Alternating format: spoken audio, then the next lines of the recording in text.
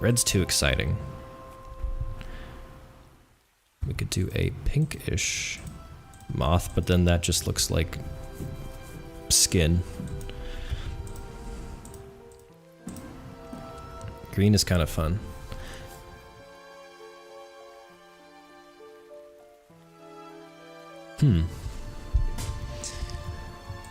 Alright, let's pick a main color and then kind of a shadowy color. This purple is actually kind of fun, but probably gonna change it.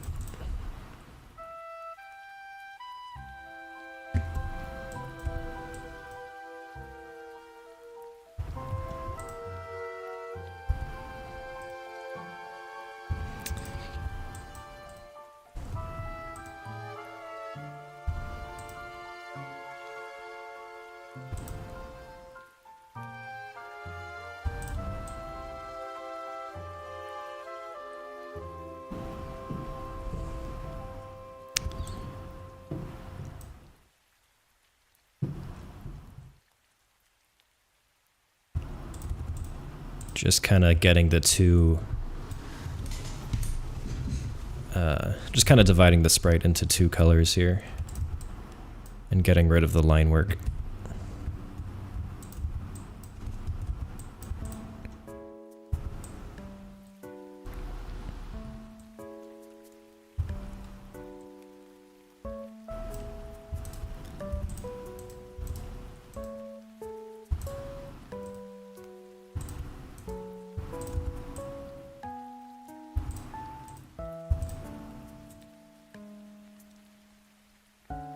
What's up, Pollyanna Quicksuit?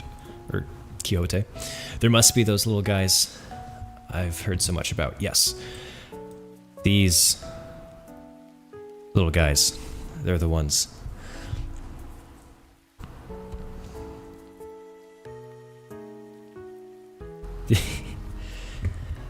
Yes, this moth also classifies as a little guy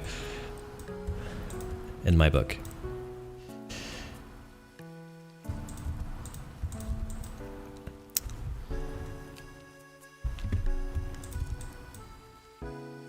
Just trying to put together some enemy ideas. Maybe it will be in the game. It most likely will. Because we need some kind of aerial type enemy. In the skies.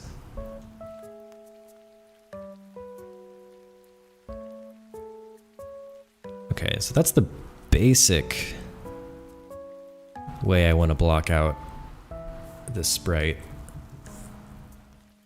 Wings, face, body, little arms, and these things.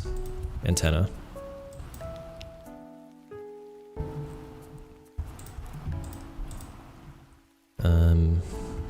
Eyes.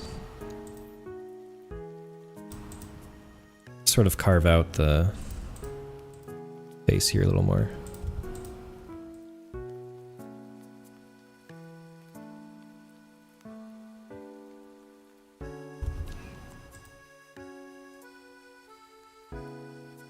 Okay, that ain't so bad.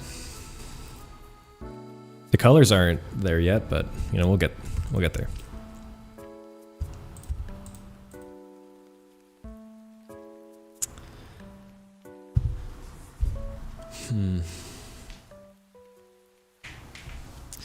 Do we want a third color?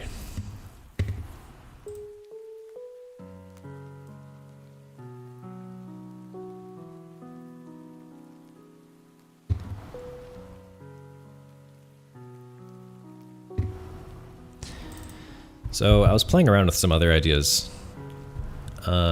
This like monkey thing. And I used quite a few colors. 1, 2, 3, 4, 5. So we can push the envelope a little bit. Try out something else here. Green and purple is kind of a wild color palette.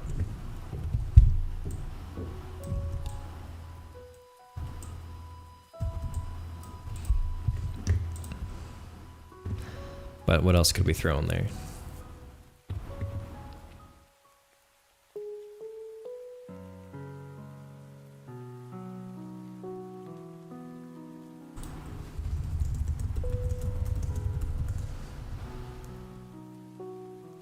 Maybe like yellowish.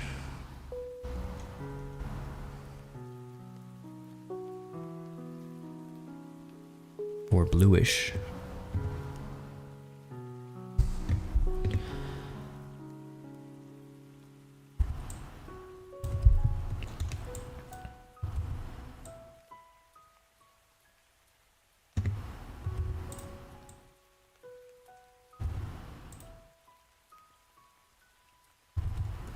Could try some kind of blue. We could try maybe a yellow.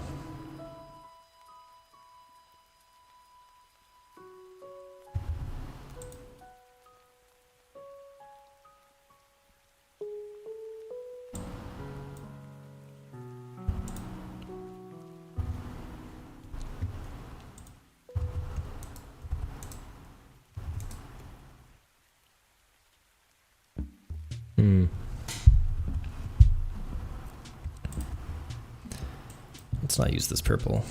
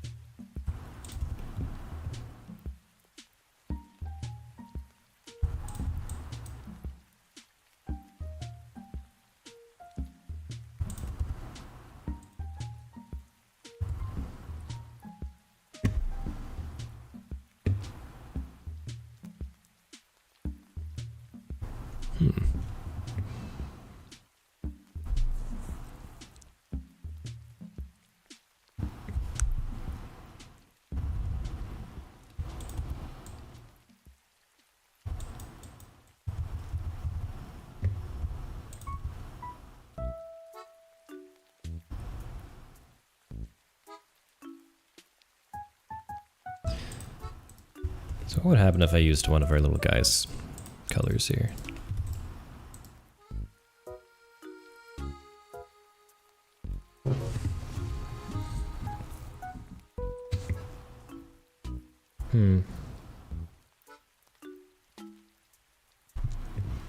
It feels a bit too flat, which is why I want at least one more color.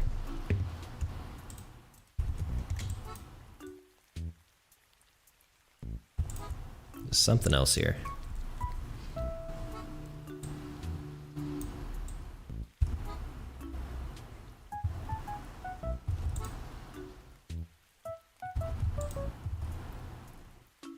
We can make its eyes a different color. That might be good.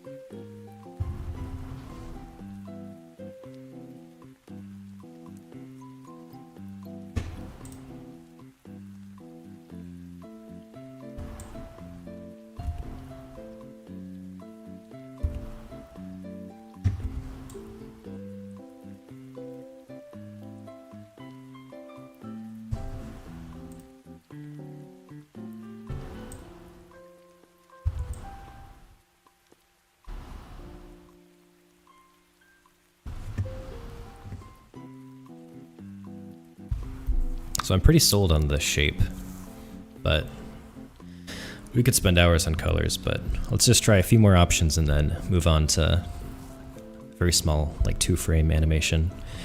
And then another enemy.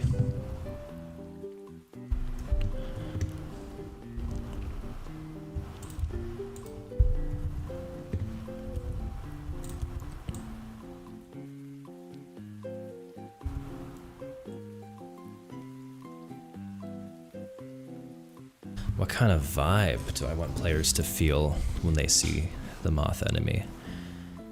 That's a good question. What kind of vibe? Well, I do want it to be, I still want it to be cute. Like, I don't want people to be freaked out. Yeah, color theory. Okay, yeah, what colors do we have?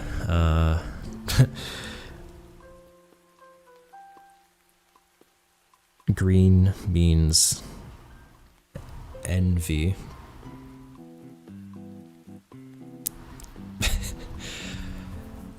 Green means money.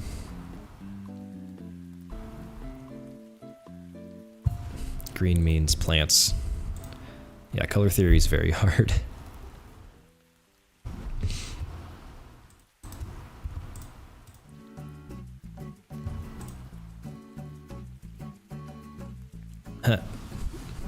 That looks like a bee.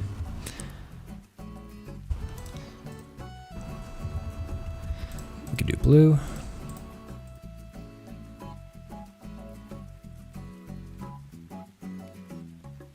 You know what? This moth example on the right, I'm kind of digging the like white and red look. Let's see if that can be made convincing. Yellow is still kind of like a caution color, so maybe it's not immediate threat, but it's still a warmer color to be cutesy. Yeah, we can try something more warm, but not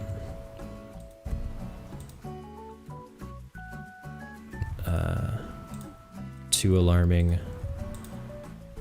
Do I have a set color palette? I've been working mainly off of this like candy palette that the little guys have. But every new enemy or every new tile or object I draw usually requires some color I don't have the palette. So usually I end up just building the palette like 2 or 3 colors at a time every time I draw a new object or character.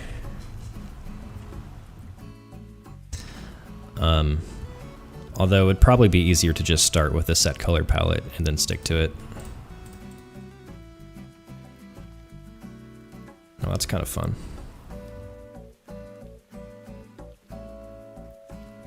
That is kind of a fun combination. Wait, this might be my favorite one so far.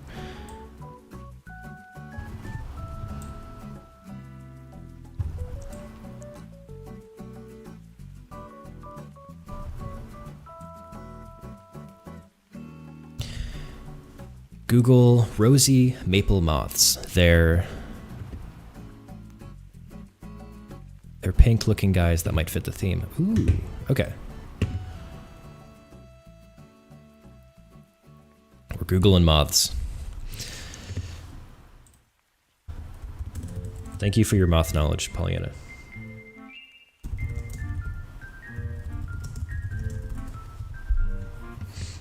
Oh, that does look like candy. That is a... that is an adorable creature.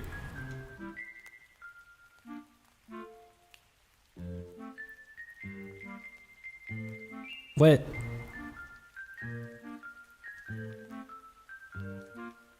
Wow. Okay, yeah, I'm gonna download that and then show you guys.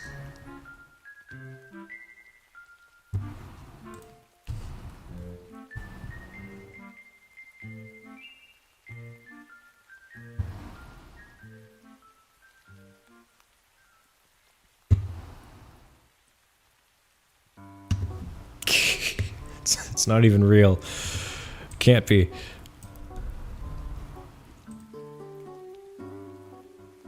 That is adorable.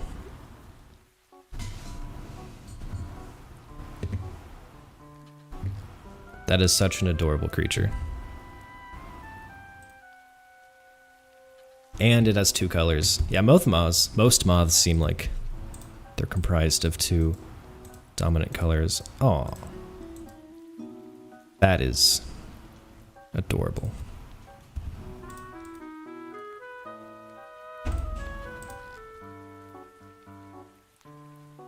Look at that guy. Okay, I don't want the eyes to be entirely black.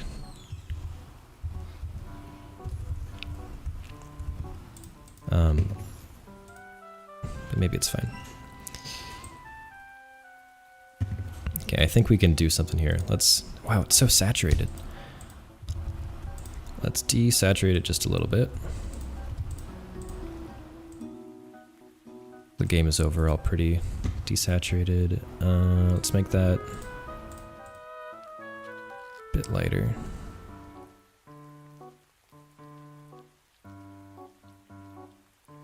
Kind of loving this.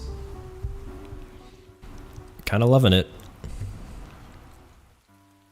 Okay, yeah, let's stick with this for now. I think that was a great suggestion, Pollyanna.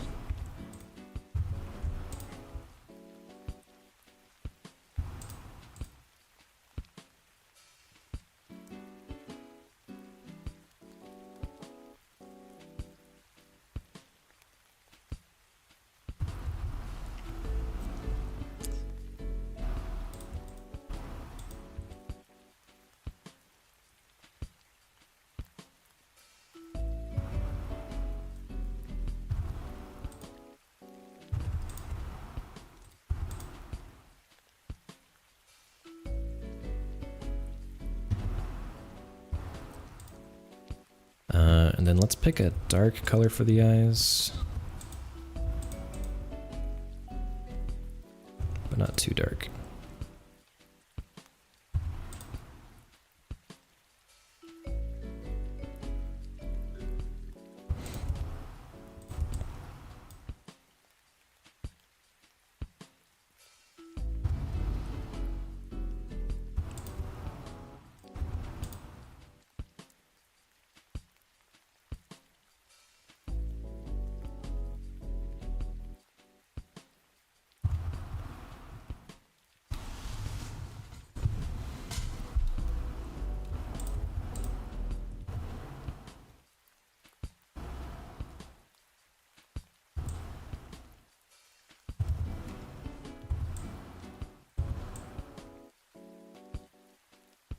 I could also just have them be a bunch of random different colors, like the little guys.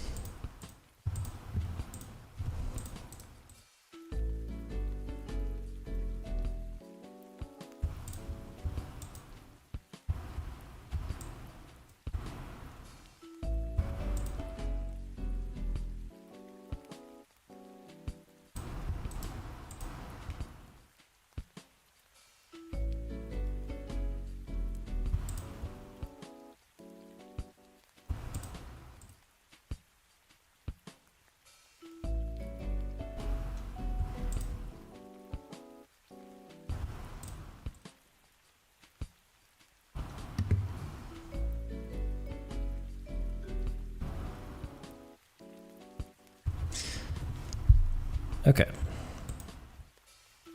Peaceful or antagonistic? These will be antagonistic. Welcome, Tiny Brain.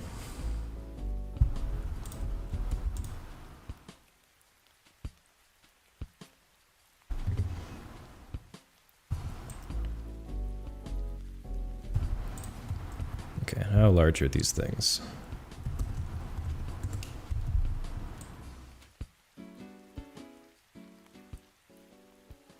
Something like this.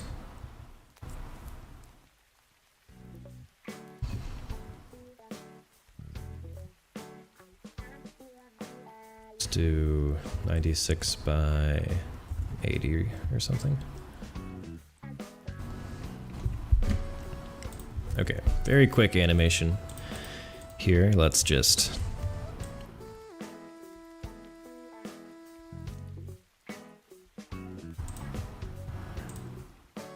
make it flap its wings.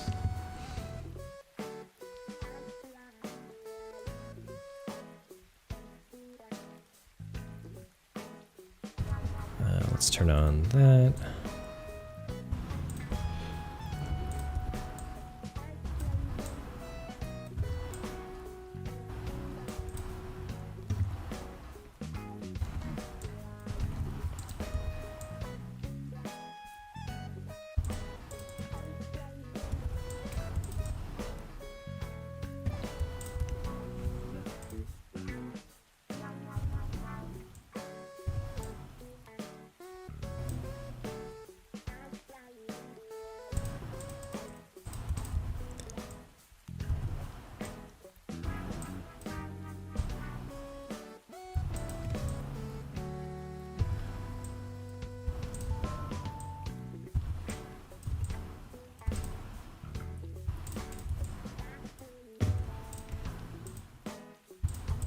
There we go, something like that, and then keep that shape.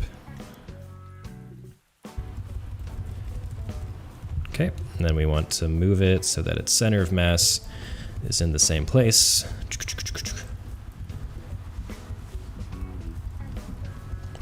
I might add an in-between frame here. I think that could look really cool.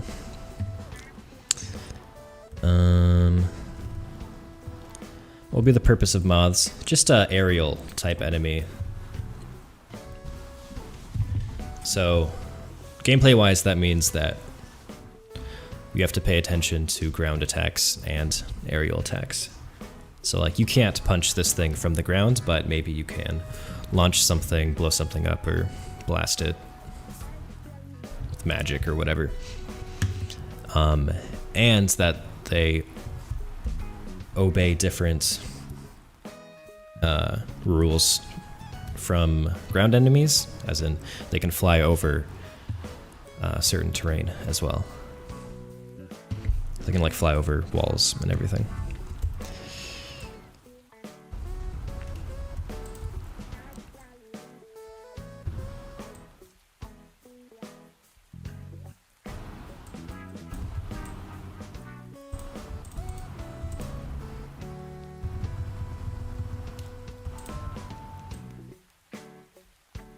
So yeah, just variation of enemies and keeps the player on their toes.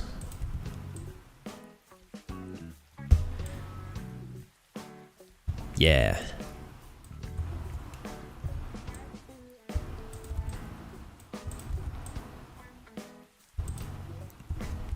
Yeah, I wanna load this game up with a whole bunch of different enemies and attacks and things to do.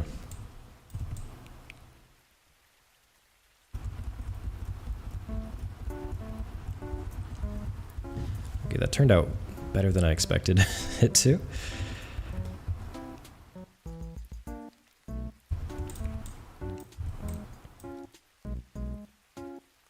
Let's fix that.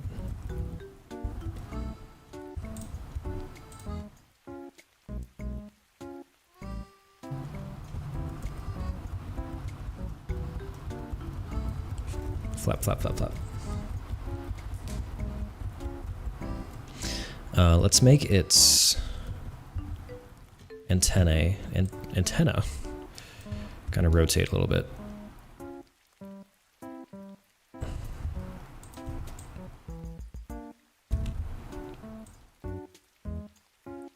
There we go.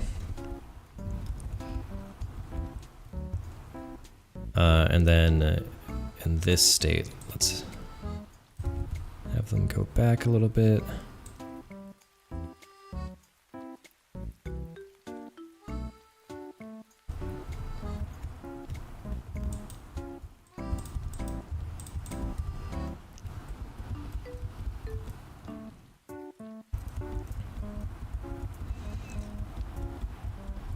It's flapping. It can't stop. Okay, let's add one more. I think an in-between frame might really sell this. Oof, okay. That'll be tough, but we can do it. We can do it.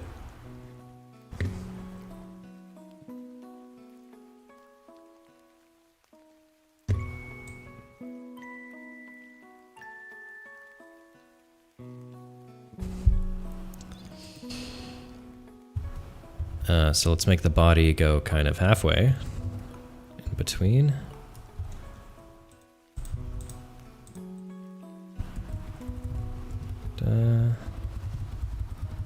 Doing something like this. It's kind of the motion, the overall motion. Let's move its butt here. I don't know.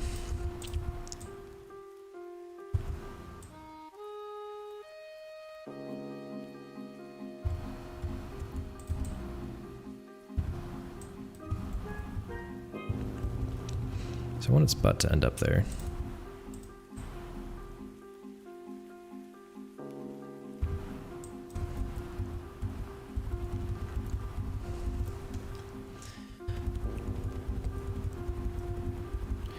It's a moth.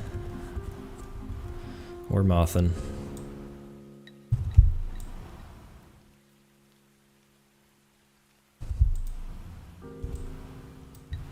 Okay, do something like that.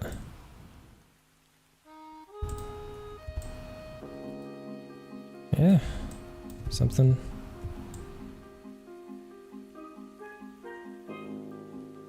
Yeah.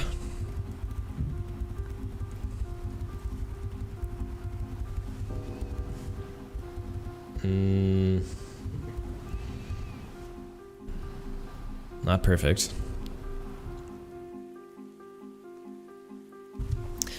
Thanks, Beliana.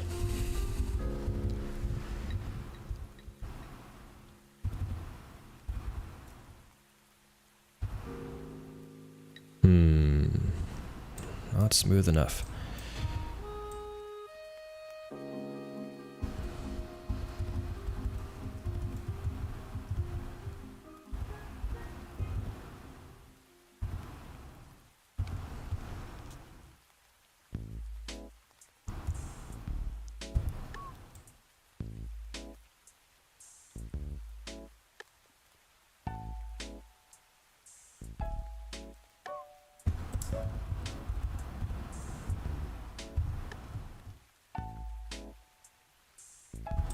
Kind of need it to like arch a little bit as it's going backwards.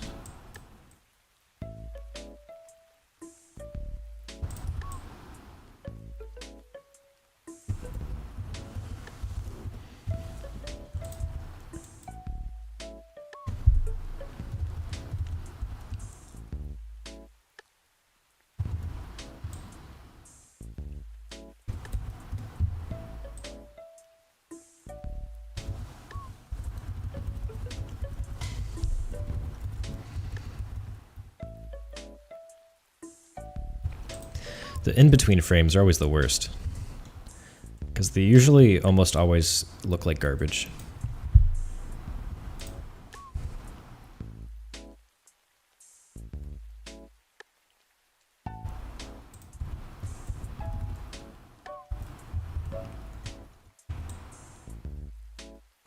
Almost always.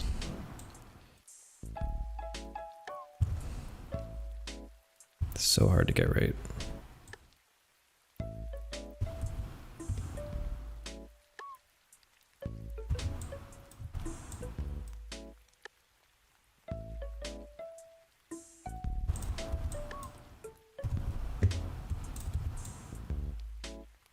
Which means we can kind of flub it a little bit if we want. We're free to flub it.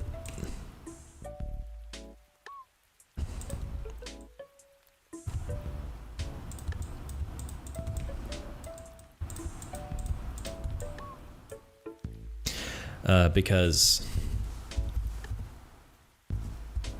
in the game we're gonna hold on these key poses anyway. So the middle frame doesn't have to be that convincing. I kind of want to put this in the game and see how it looks.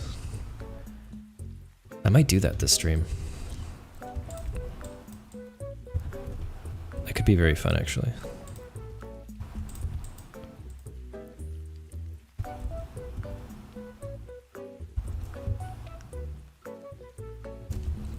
Okay, let's copy this frame. Put it here. Wait, yeah. Actually, yeah, let's get a nice preview of this. Let's make this frame last.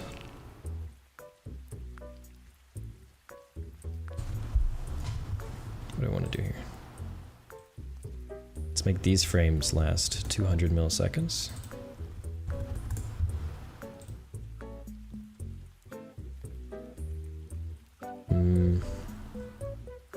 I don't want to hold on this frame, actually. I want to hold on that frame. Feels like it's really struggling. Let's turn off the onion skin.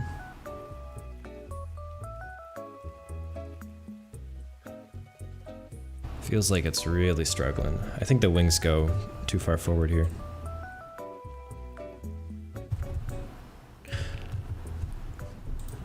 Also, always, never forget, always remember, flip the canvas, see if it looks weird, which it might. I have not been doing that.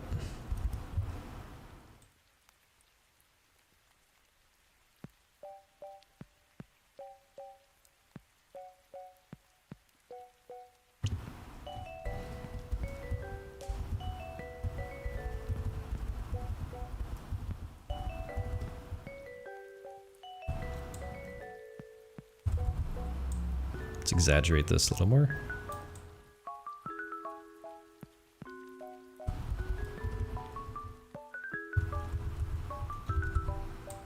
Not that much.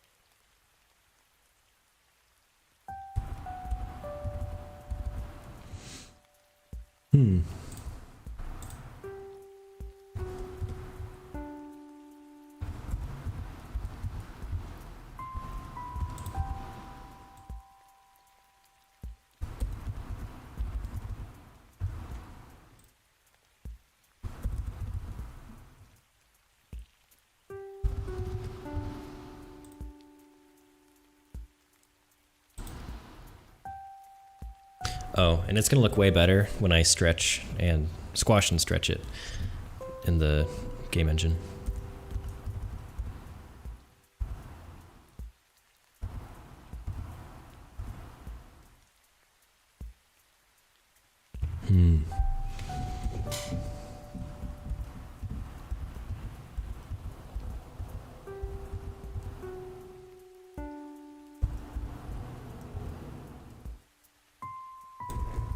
Let me check something really quick.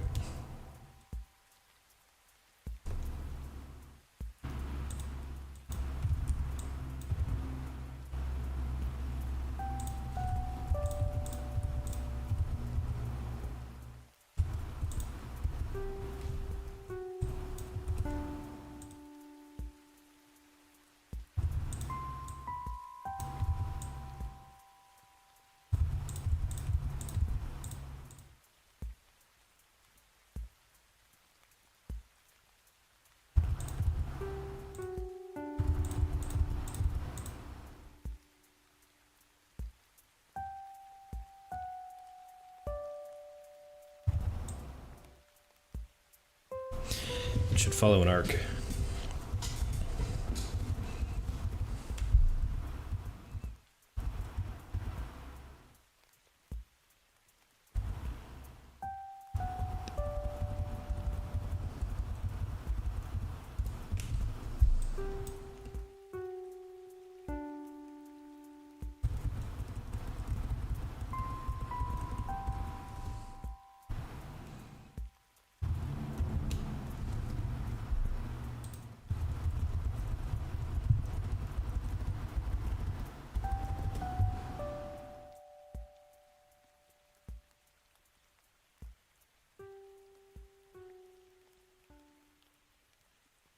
Alright, I think we'll settle with that for now.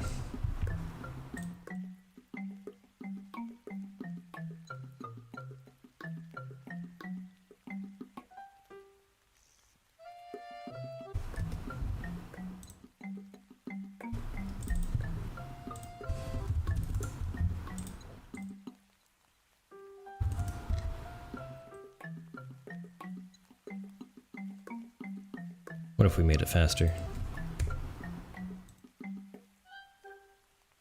Whoa. Still looks funky.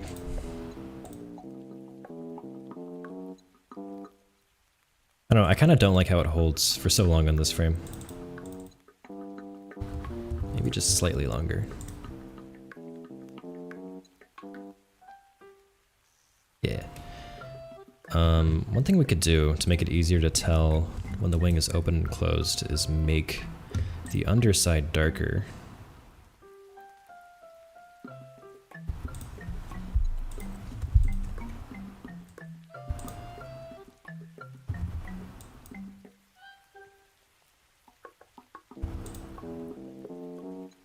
Pick some kind of color here.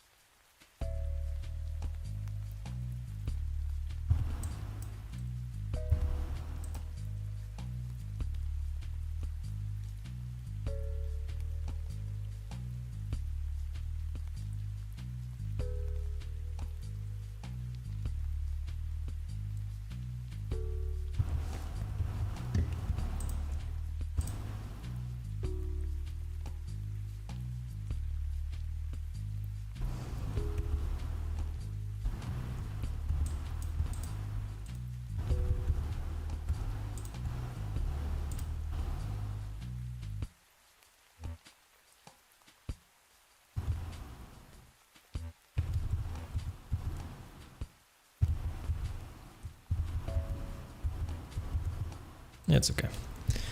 Alright, we'll settle with that for now. Just save it.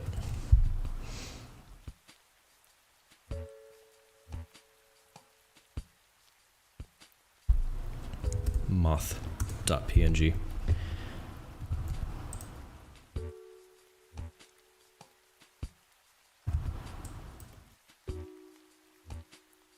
Bam, there's one.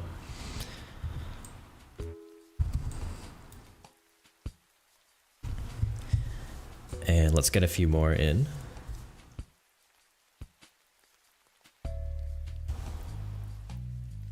Got a couple ideas. One idea was a snake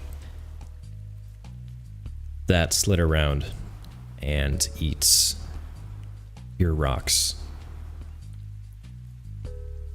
So instead of attacking your little guys, it tries to steal your resources.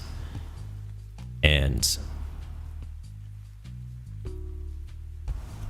I was thinking like a snake of some sort, where every time it eats one of your rocks, it grows in the size like the game Snake.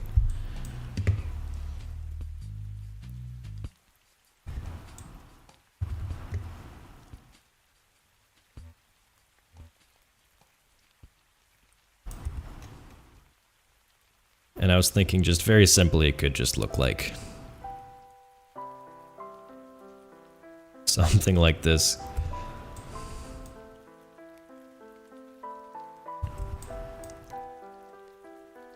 Just very simple. Let's see here.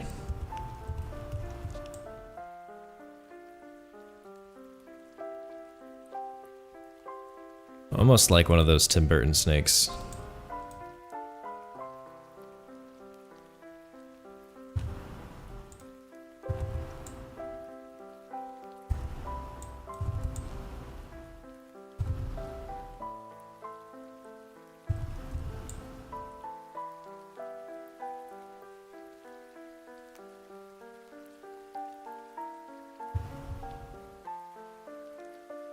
What if I did ants with that mechanic? Hi, Spooter Dooter. Ants could be cool. They could like pick up your items one by one and walk in a line. And there would be more ants the more rocks got to the hill.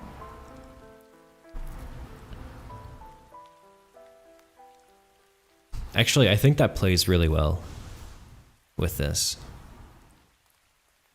Because enemies can pick stuff up too. That makes a lot of sense to have an enemy that like tries to collect your rocks from you and maybe build their own stuff. Like an anthill. That's cool. I'll write that down.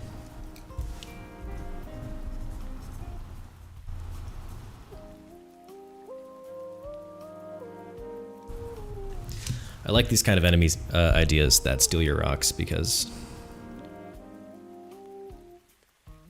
it creates this whole conflict around the resources of the game.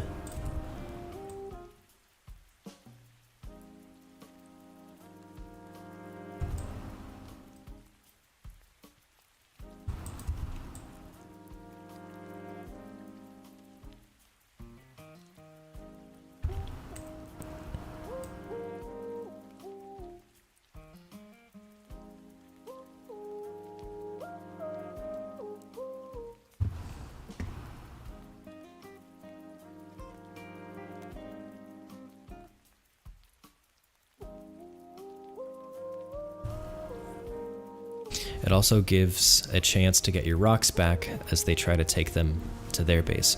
Yeah. Like you go over and yeah, beat up a bunch of ants, take your rocks back.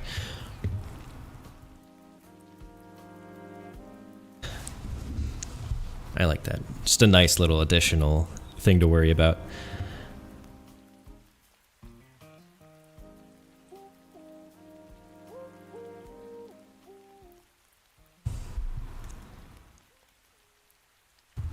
Okay, let's say we have a rock.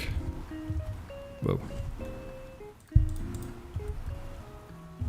Why does it replace the entire... Excuse me?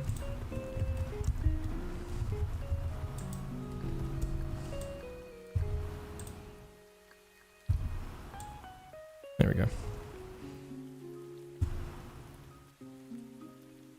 Okay, so you have a rock on the floor. Snake comes in, eats it.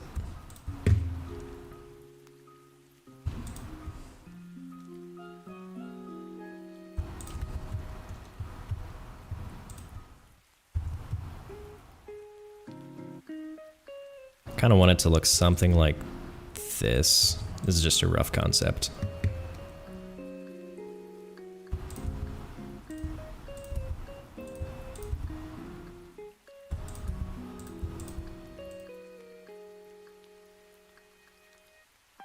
Something like that where it gets bigger.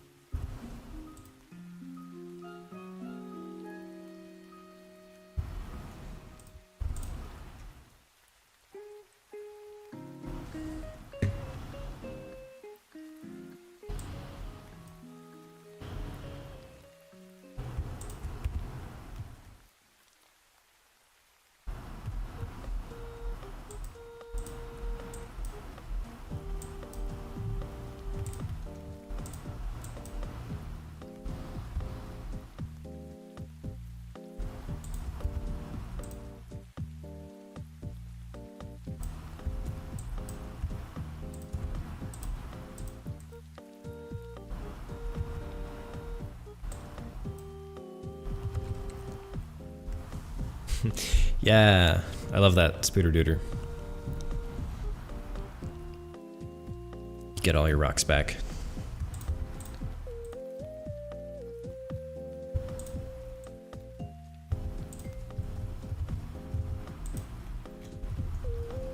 Thinking like it'll just, the snake will just explode segment by segment and you get all your rocks.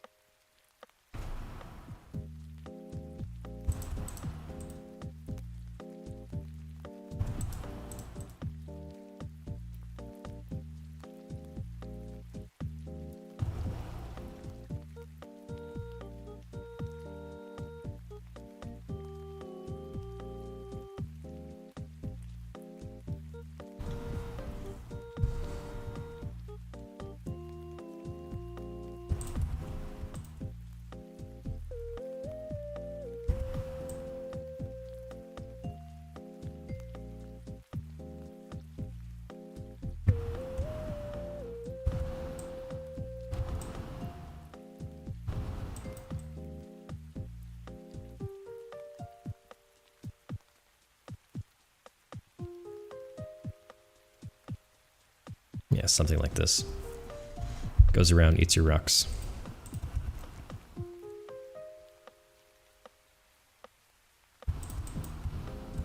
Animating this will be interesting because it will be very dynamic. I'll have to animate it in the engine.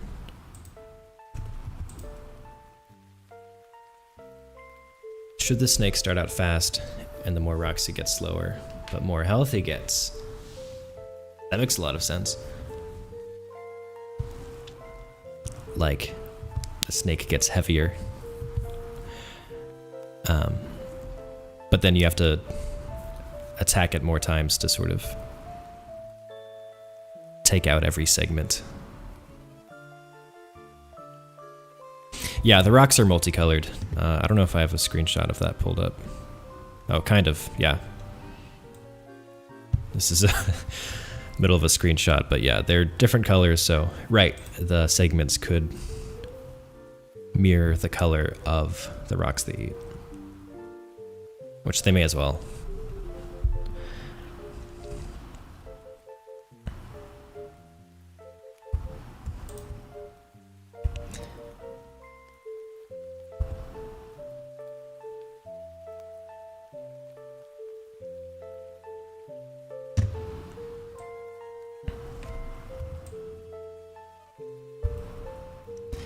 Yeah, this is the basic concept.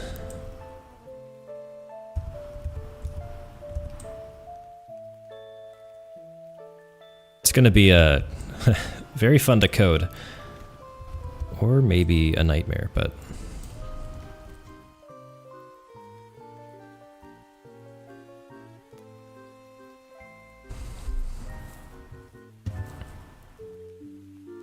yeah, just trying to imagine that in the game. Thanks, Spooter Dooter.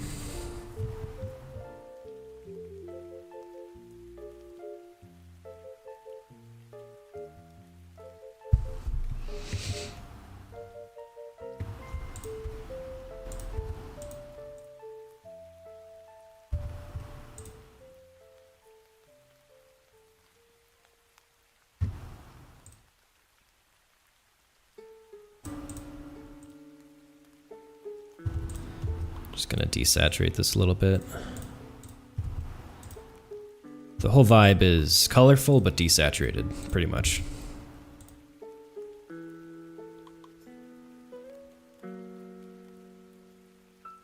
I shouldn't spend too much time on the colors. I mean, yeah, that's pretty much the whole concept for the snake. Here, let's add this to its own file.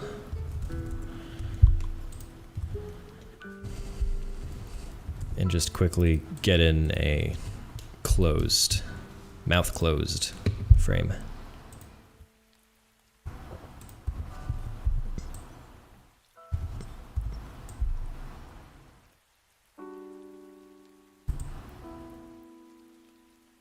I'm imagining it like slithering all over the place and just munching.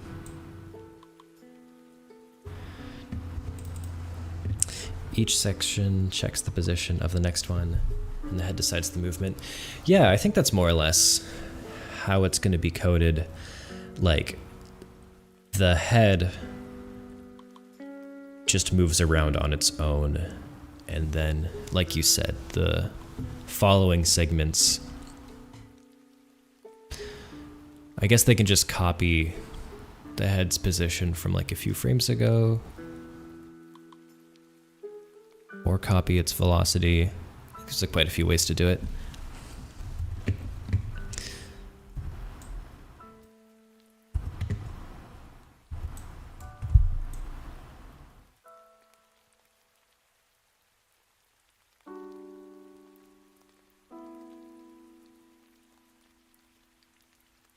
Now I want to code that. Now, all this thinking about like enemies and game design is making me want to code, but we have to draw first. We must.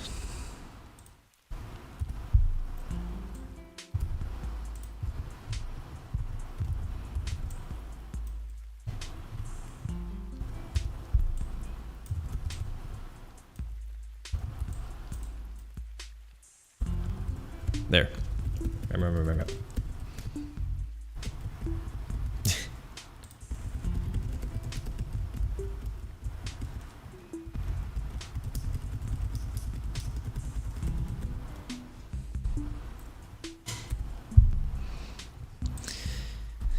You've done a bit of coding in Python, but not really anything serious. It's fun. Solving little problems. It's pretty fun. But it's like, it's fun in the context of like working really hard on something and pulling your hair out, and then like hours and hours and hours pass, and then you finally solve it, and then it feels good. But like all the way there, you're like torturing yourself.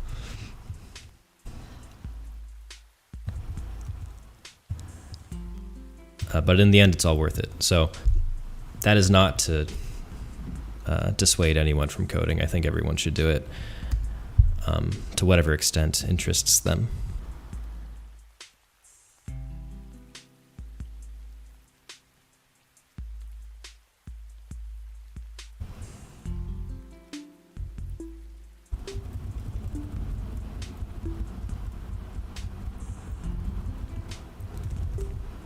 All right, that's going to be our snake for now.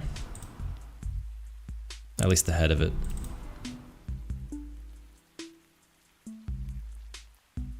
What did you code in Python, Speeder Duder?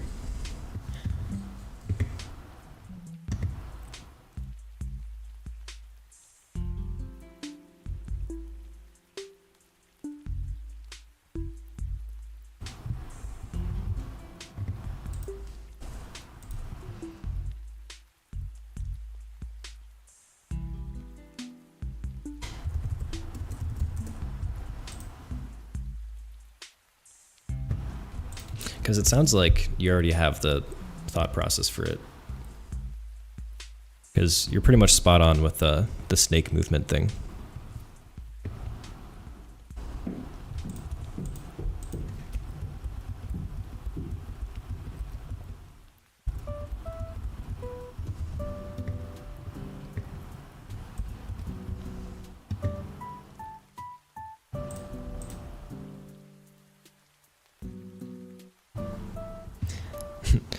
Hello, Kevin.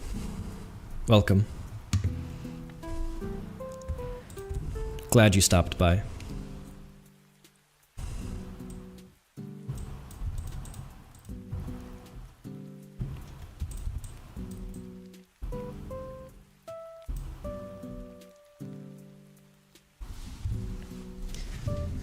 Oh, dude, he made a Space Invaders clone? That's awesome.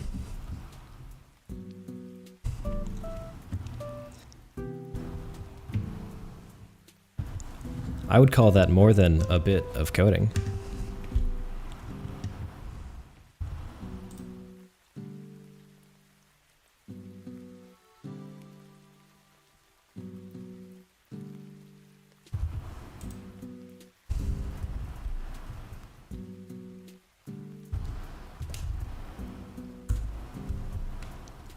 That is true.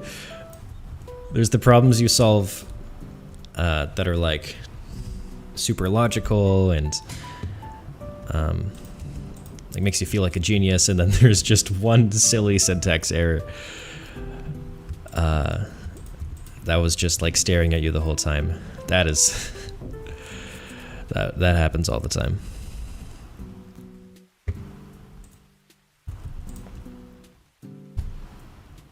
Okay, so for here,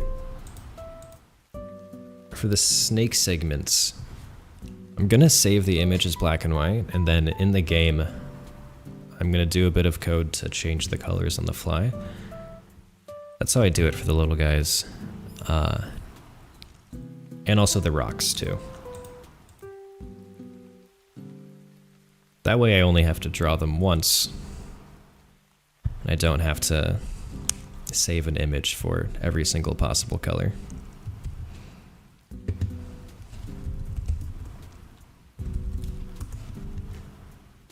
Okay, snake one was pretty quick.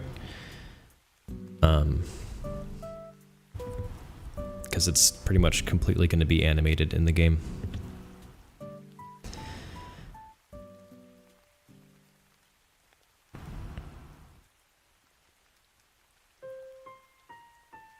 We got a moth.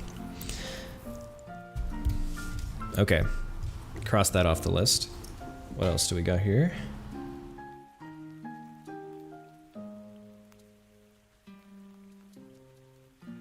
Okay, I kind of want to revisit my idea for a beetle enemy.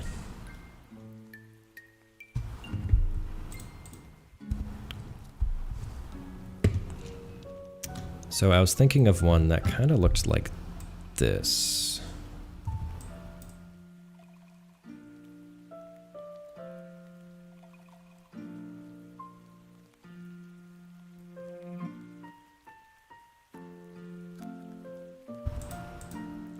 Tank enemy.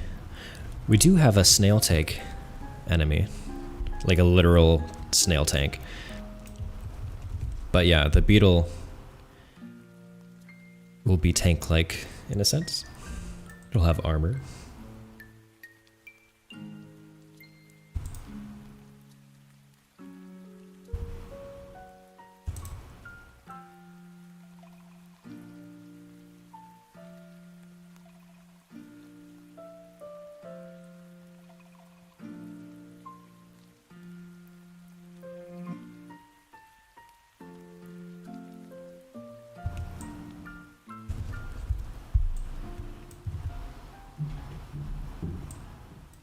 Something like this.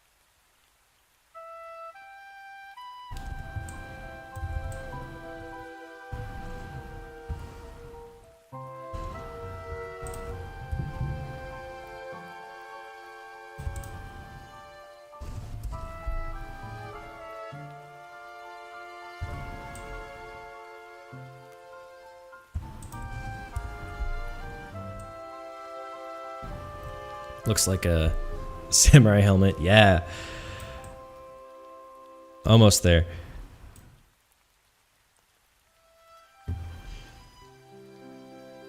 It really does look like a samurai helmet.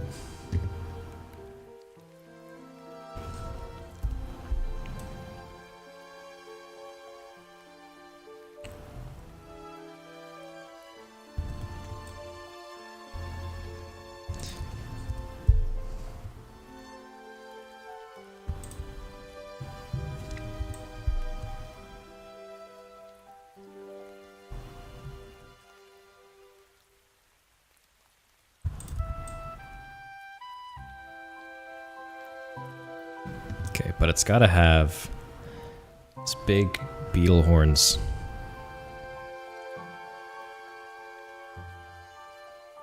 Coming out of it.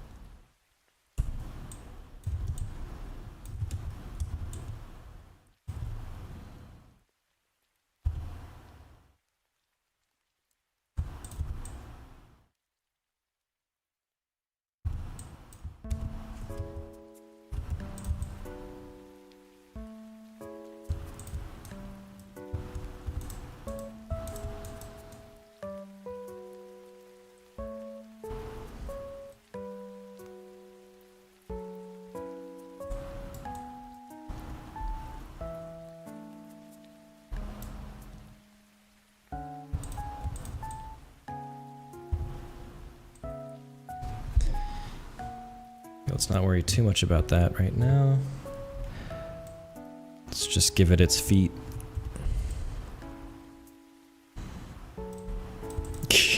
Yeah, this is what I'm going for. Samurai helmet on feet.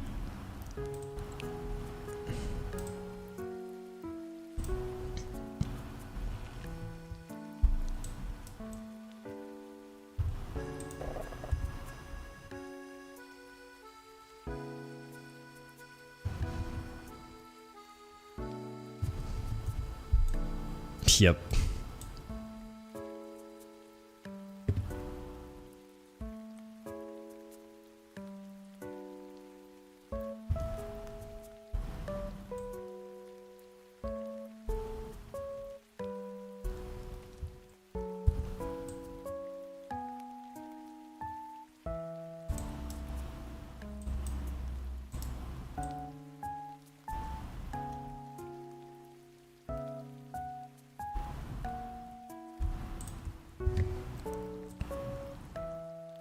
And then, of course, little hands.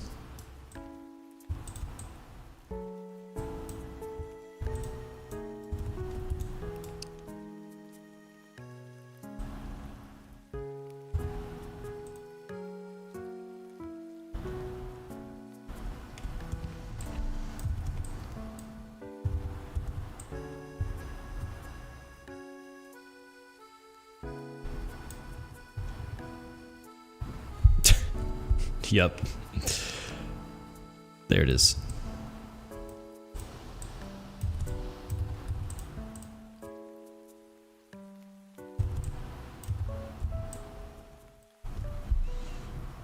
Okay, that's the basic idea. Let's carve this thing out.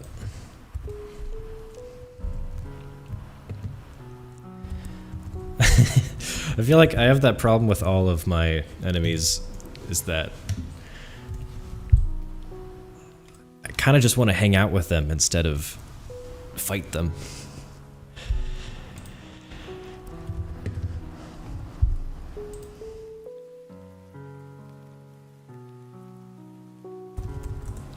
Because I'm going for this like cutesy art style. But who wants to fight cute things?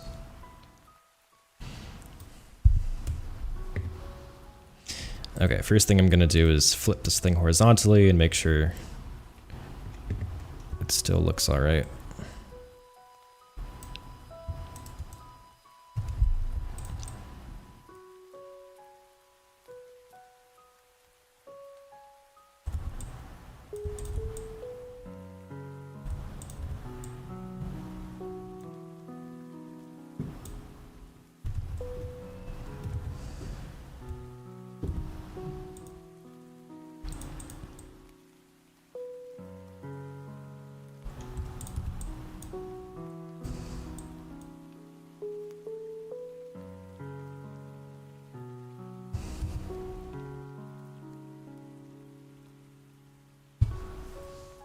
Ooh. A beetle themed weapon. I'm thinking that this guy can turn into a ball, essentially. Like, I'll just quickly draw what I was thinking. Very rough. Very rough. Da da da da da da da da da da da. I'll carve this out in a second. I can kind of like shield up. Yeah. A roly-poly beetle thing.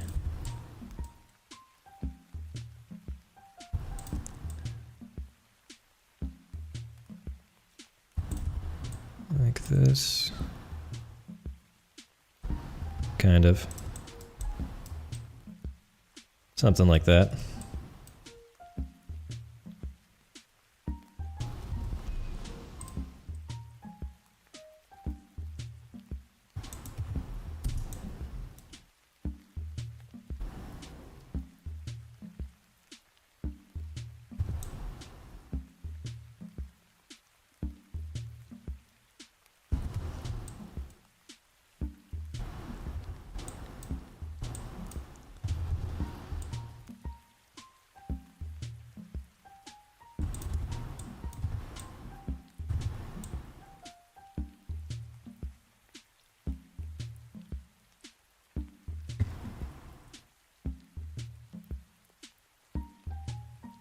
Ooh, that's a good point.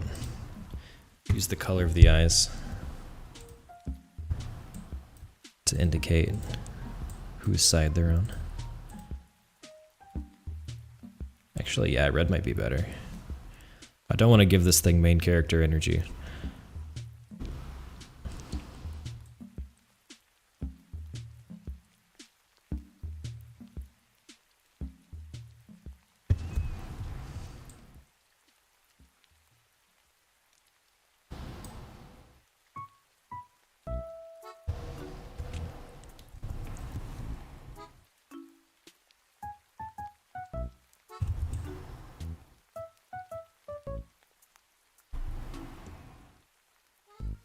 He is the main character. He's my main character.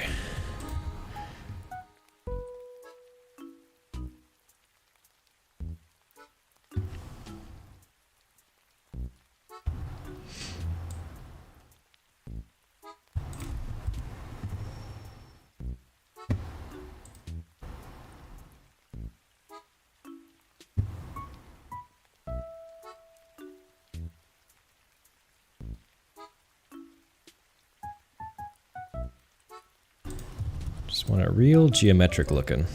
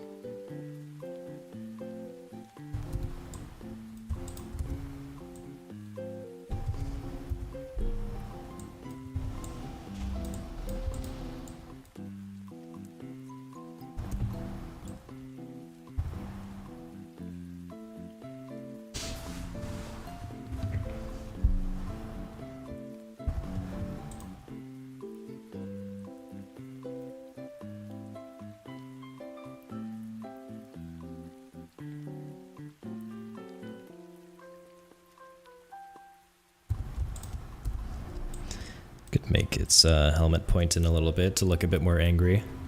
Yeah. There we go.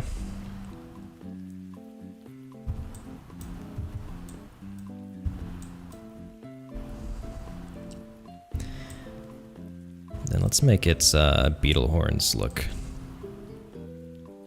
a little more like horns.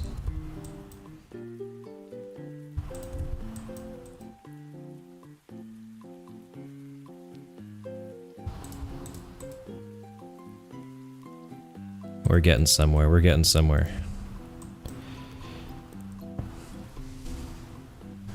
I like where this is going.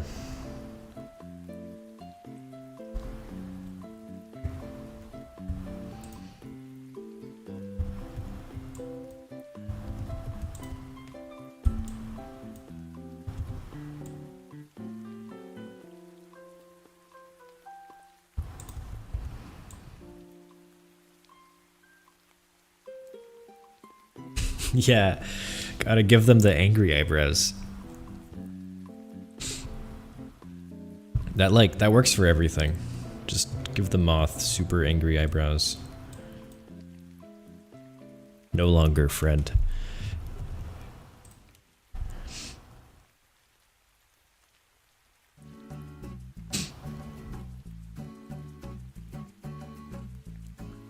Alright, what's up with these feet? Whoa. What is going on with these feet?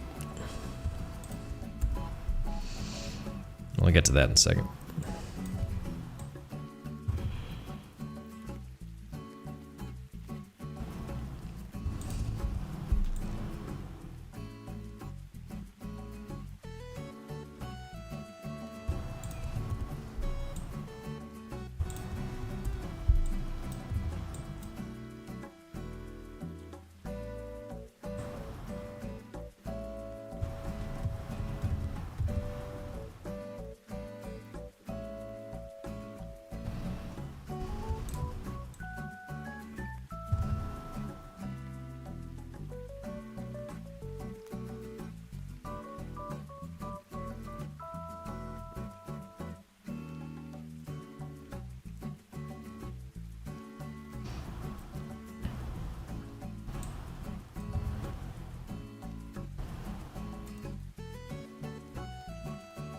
I know these are very Rayman limbs.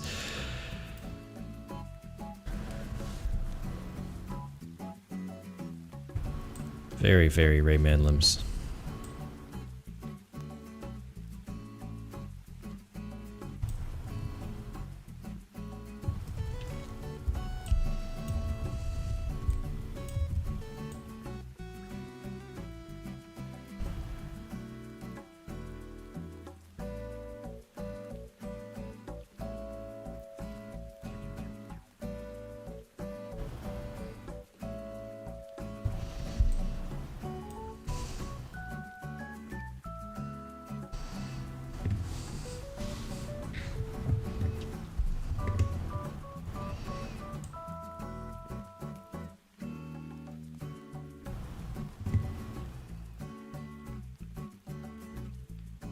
Lip, how we doing?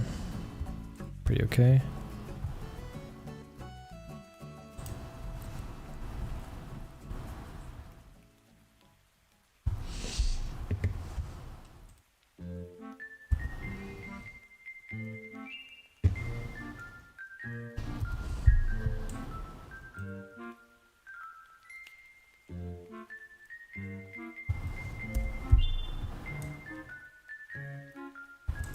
Yeah, Rayman is not talked about enough, but he is still iconic in his own ways. Still very iconic.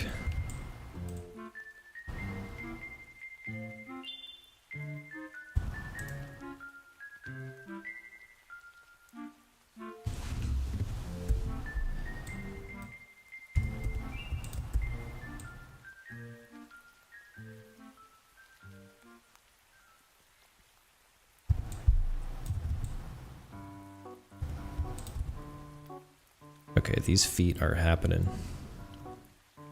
These feet are happening. Oh. Okay, we're back.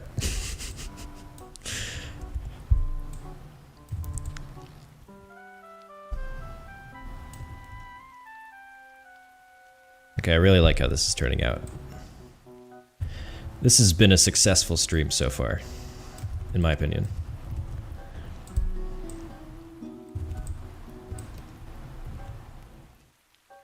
A little guy.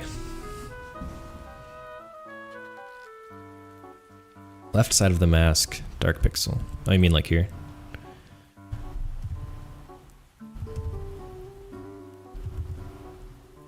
What if I removed this one?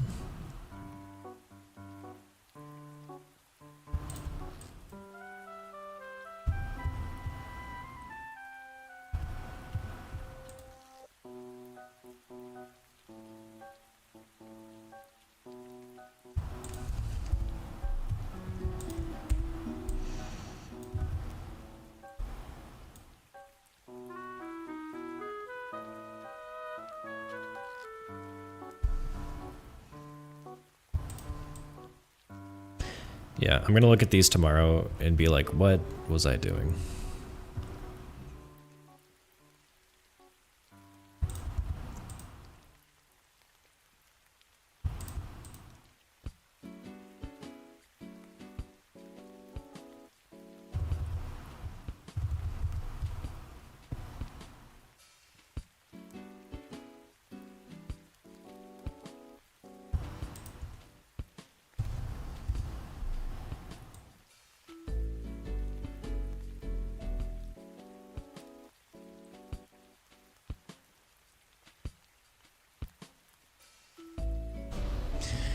Okay, I think we're at a good place.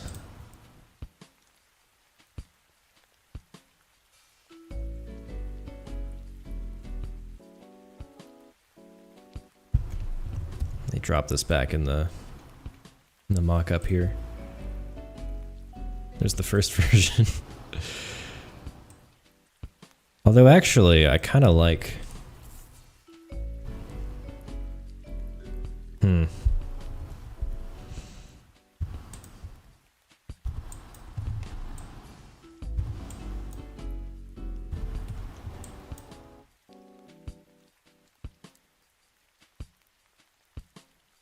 Kind of like how it comes out like that.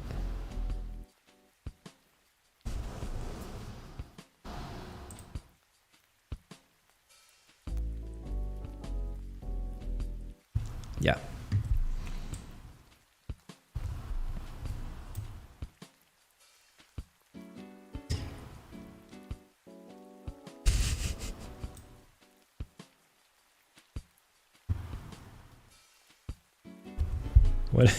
What is a beetle themed shovel?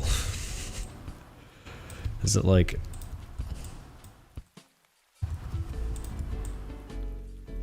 Okay, this is the new Shovel Knight.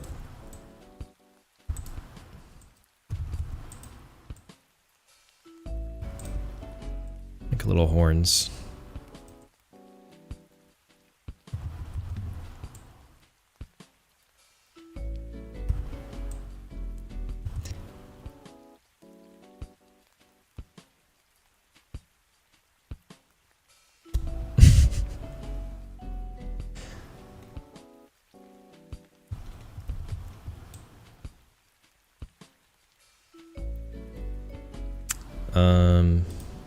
Okay, do I want to do a walking animation?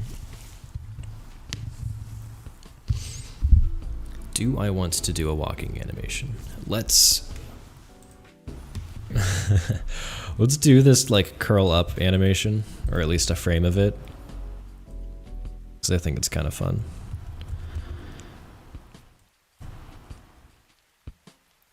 Make sure it's like the right size.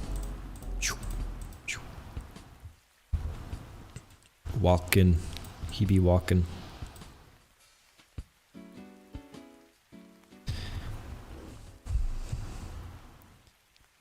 Okay. Actually, let me just take this. Just kind of roughly move things into place.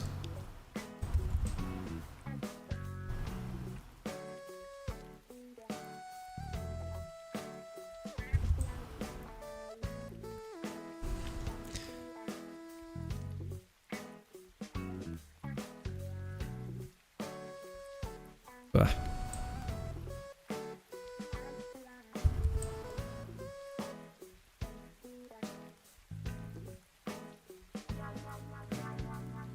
Very rough here. Alright, you go away. This... We're gonna clean this up. We're gonna clean up all these pixels. Right now it's a mess.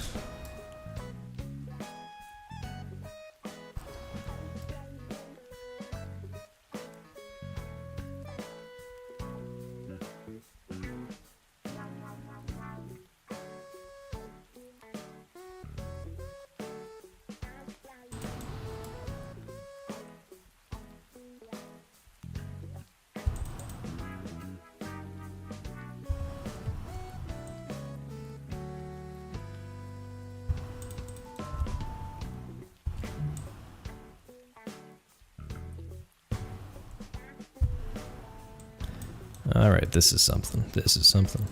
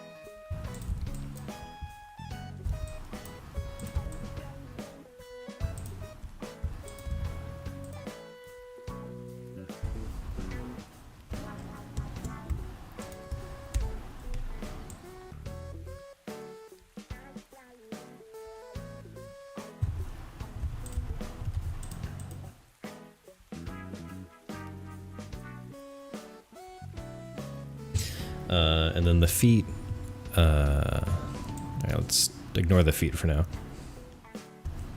And take this hand.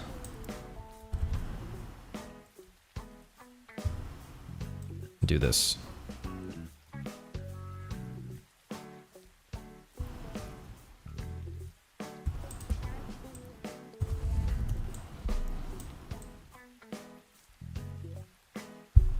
Oh god, the curse of using only 2 colors.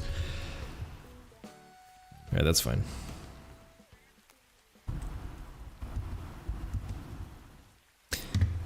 And then the other hands.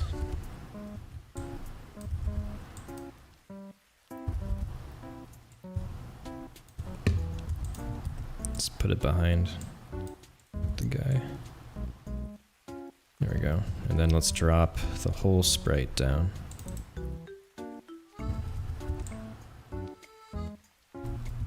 There we go. Something like that. Let's flip. Make sure it does look like garbage. Oh god, it does. Oh no. Nah, it's okay. It's just jarring when you flip it horizontally.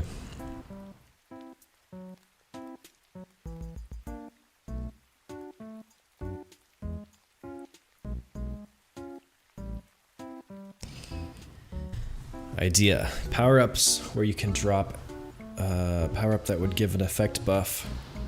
Yeah, buffs are totally on the list.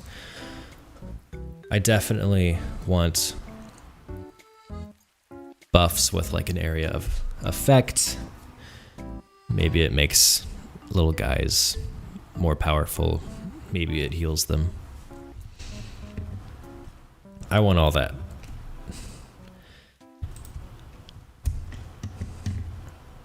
Right now, we gotta make a few enemies.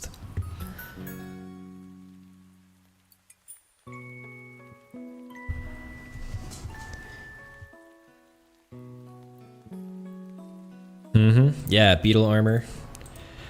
Enemy drops.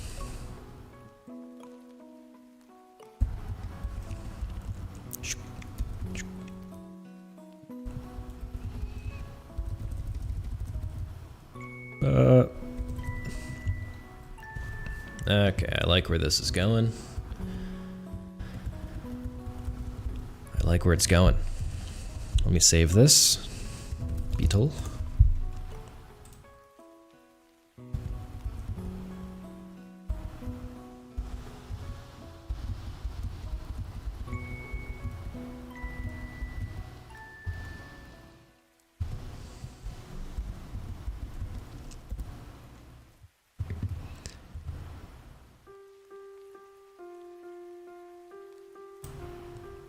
Okay.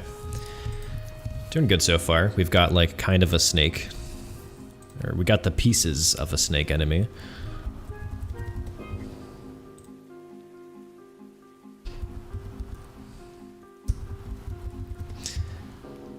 A beetle. A samurai thing. Got a moth.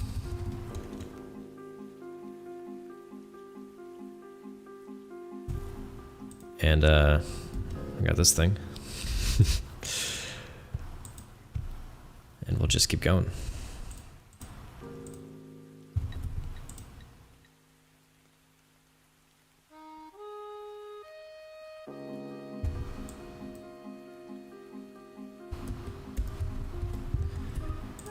The beetle's substantially bigger than the little guys.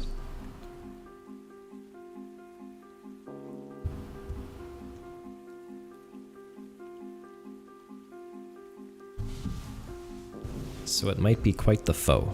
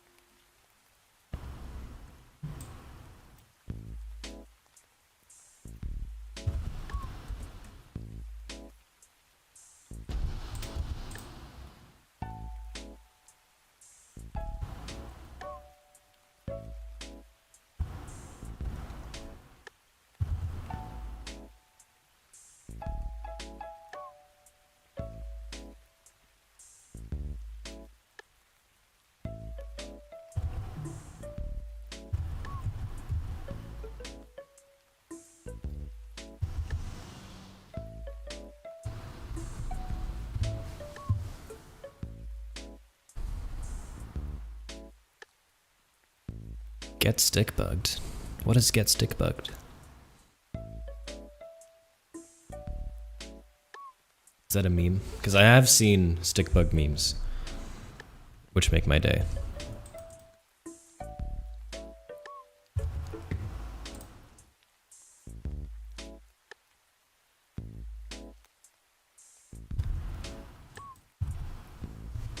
Okay, then I've probably seen it.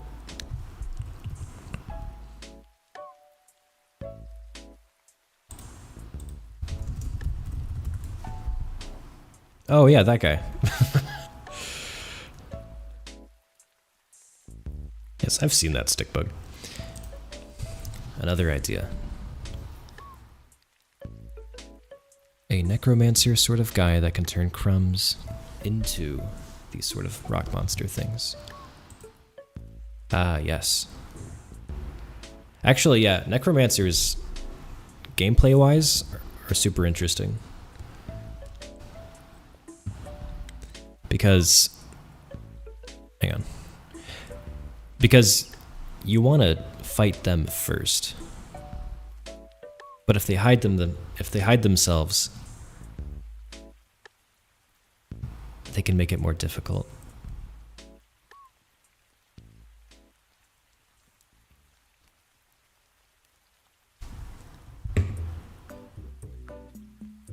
Yeah, exactly. Enemy makes more enemy. Foe makes more foe. I'm gonna write down necromancer.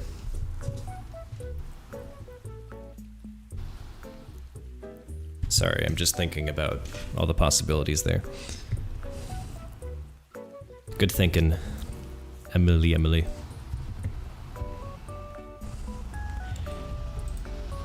Okay. Let's move forward.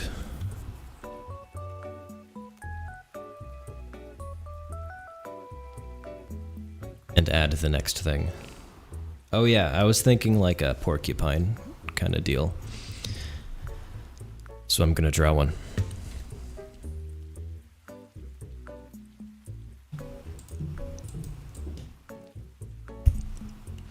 Is there any ranged enemies? Right now, no. So in general, I want every enemy to have something very unique about them gameplay-wise. Or at least something that sets them apart from the rest of the enemies. Like the moth, it's in the air, so you have to think about attacking it with ranged attacks. And also think about how it can travel over walls and stuff.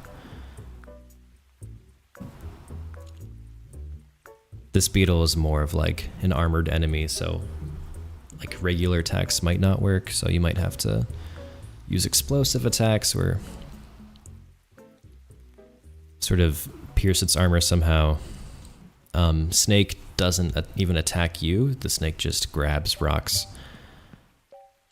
So I think ranged enemies would be another category I need to think about.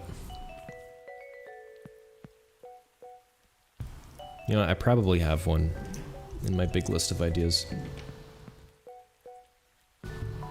Oh wait, I do. Okay, we'll get to that one.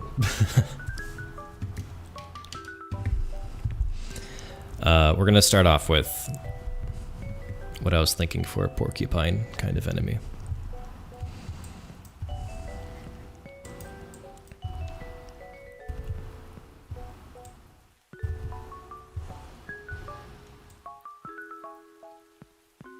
The idea is an enemy, I guess similar to the like beetle thing, where it can guard itself, like it can roll up into a ball, except in this case, it would be a very spiky ball. Exactly, can't get too close to the porcupine.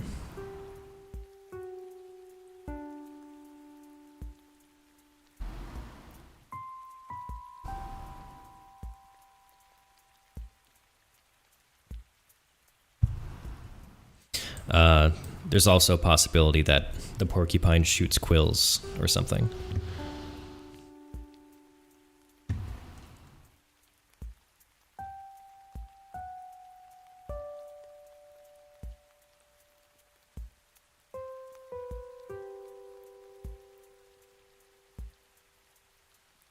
Okay, let's start with like a loaf of bread.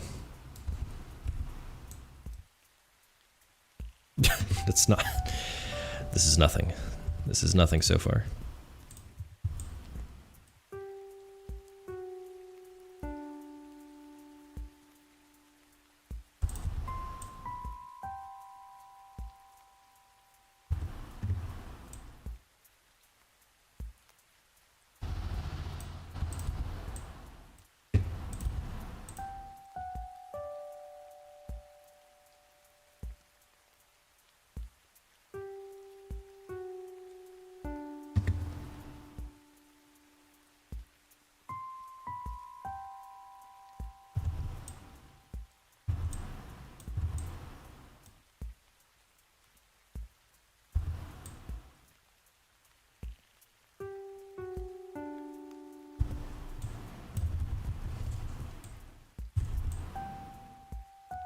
Yeah, I could shoot spikes in like a circle.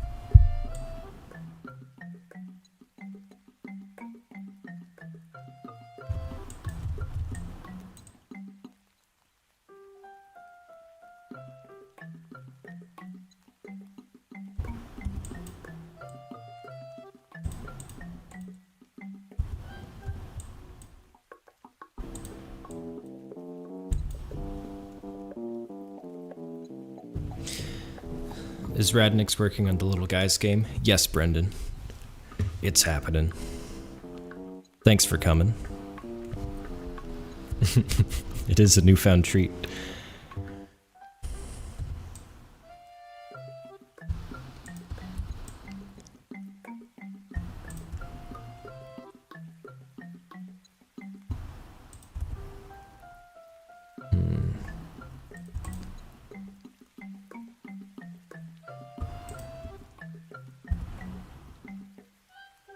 You're sick? What? I'm sorry. I think there's a cold going around.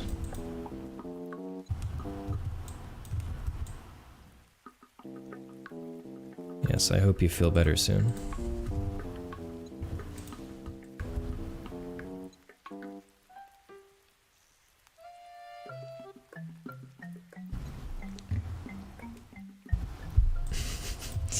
I blame them too.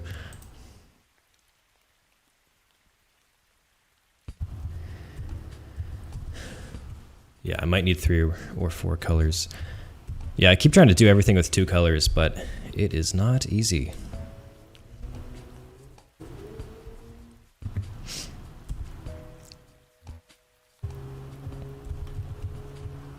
Let's think here.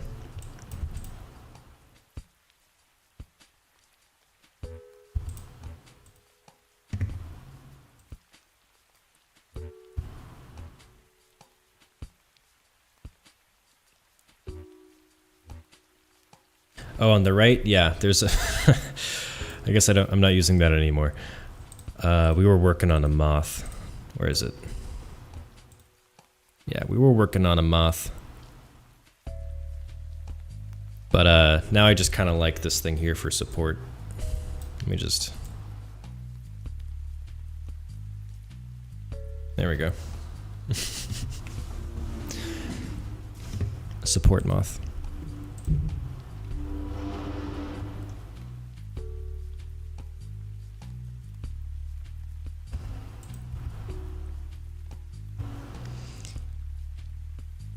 Okay, where do we begin here?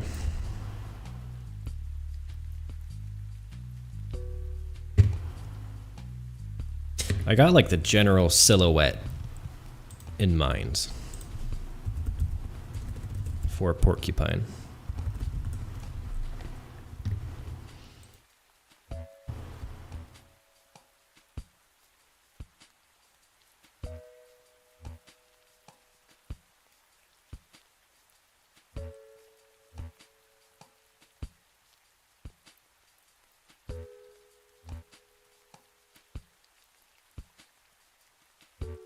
Also, they don't have pointy noses, I just realized. But I don't think that matters so much.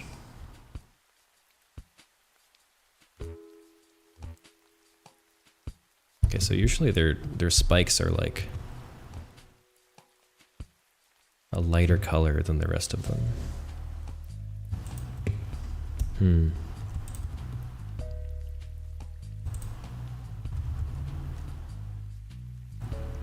Well, it is a silhouette of something. We're gonna figure out what this thing was meant to be. Let's give it eyes really quick.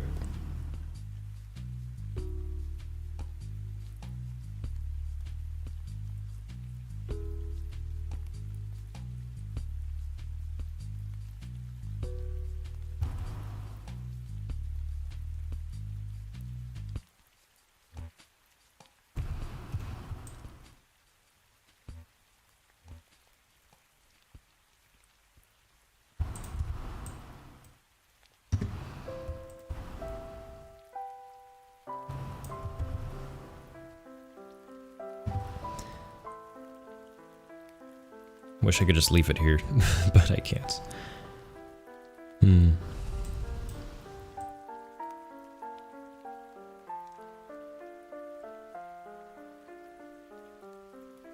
Honestly, sunglasses would look great on a porcupine.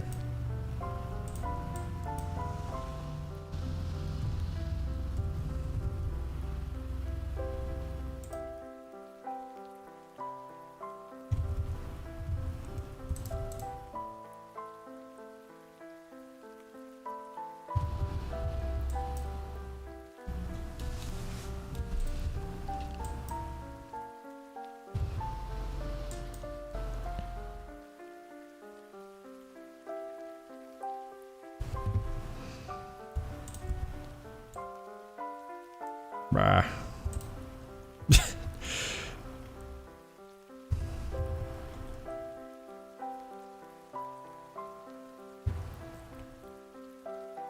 Okay, we gotta make a decision here.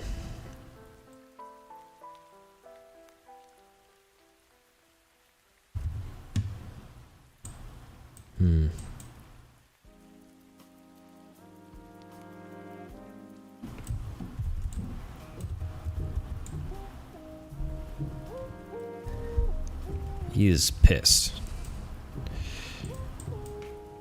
This porcupine is not happy.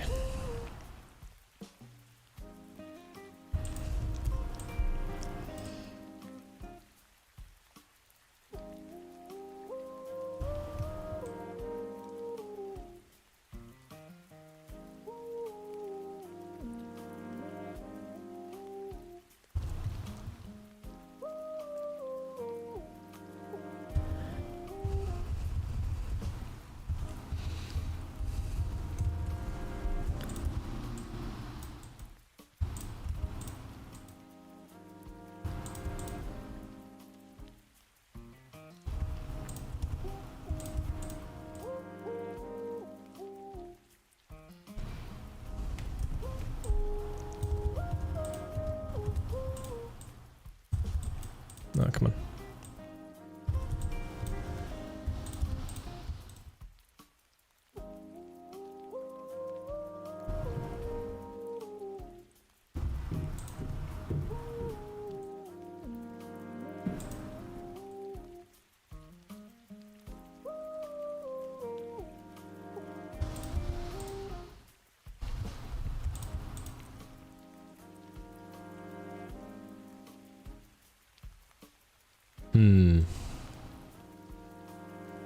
Punk. Punkupine. Alright, let's try a different angle here. I feel like this shape, it's like a kind of a 3/4 view.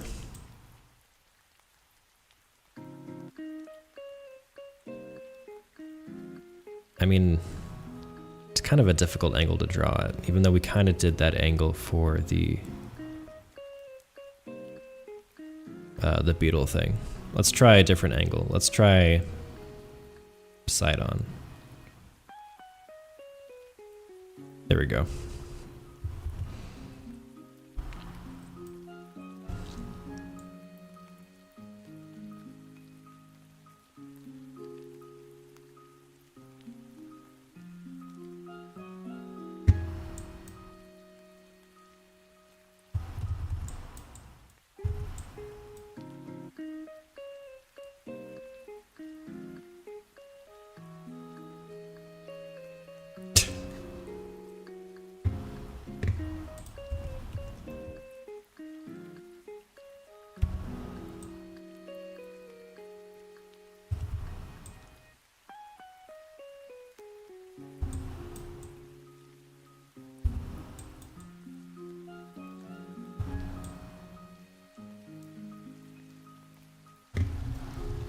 I think coloring this thing is going to be the hardest.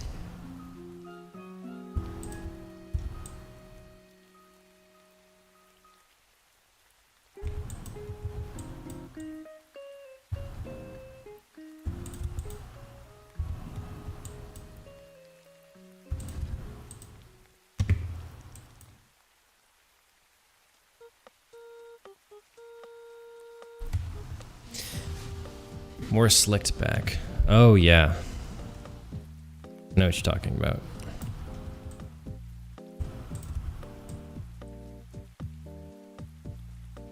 Make it look like Santa.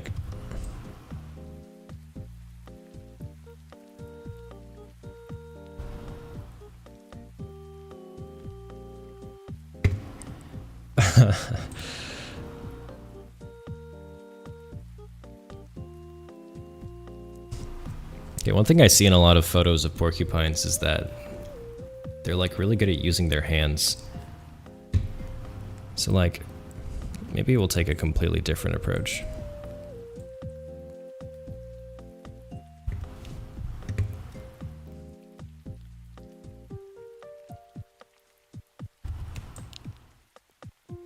Like, a lot of them look kind of like this.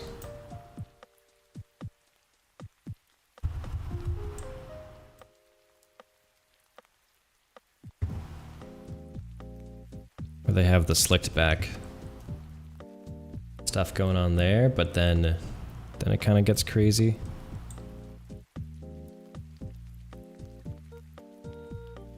Something like that.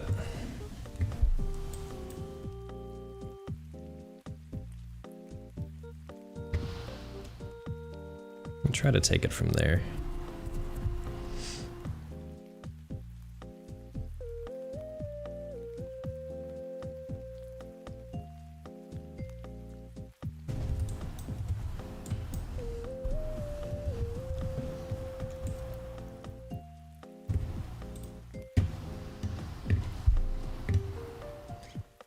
Yeah, I think I like that more than these previous creatures.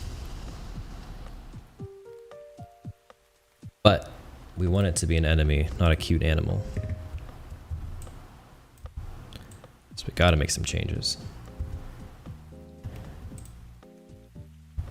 One is to give it the 6 shades.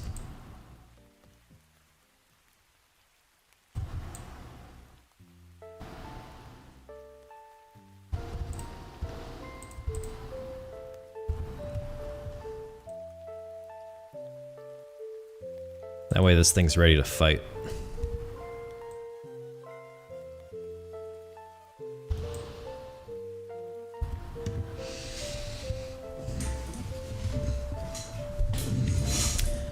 Ooh. That is a good idea, Brendan. Like they move around, squat, and just kind of shoot spikes in every direction. Ah.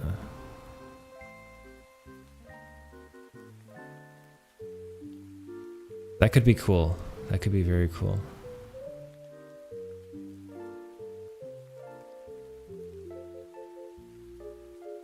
Huh. Okay.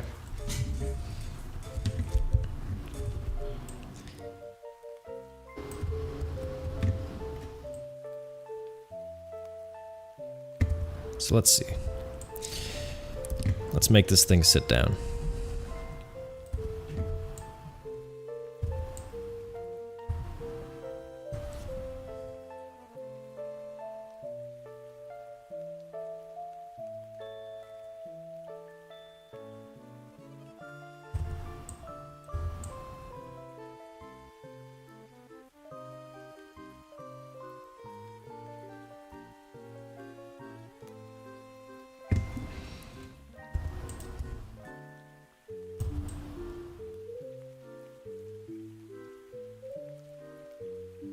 I'm liking this porcupine way better than the other one. So this is a good sign.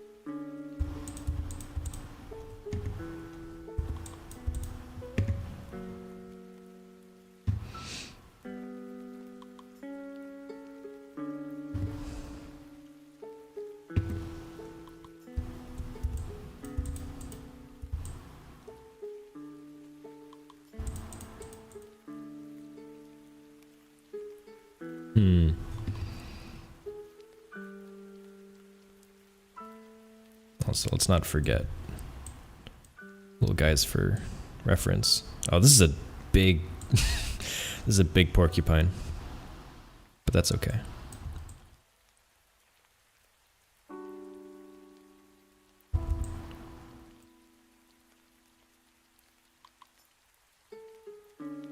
Hello there, nothing here. I was thinking you could give it a shell like a turtle and have its head tucked in with a long nose pointing out, and when it gets low in health, the shell breaks. And it gets faster. I like that. I like the nose pointing out of the shell idea.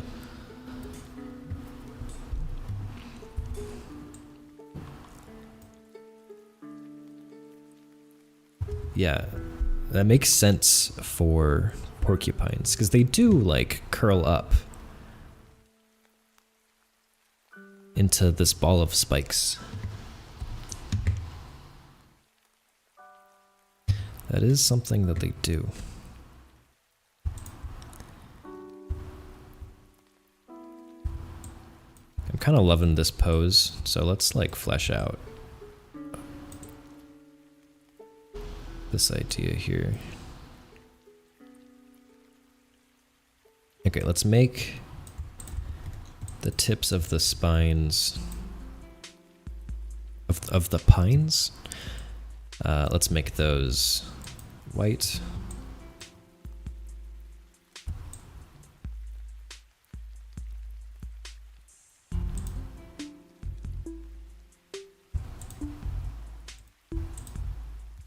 Yeah.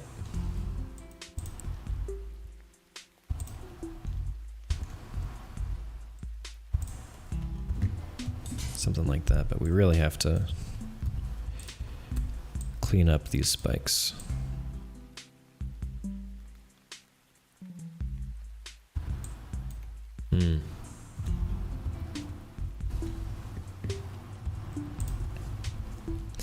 Bro is angry.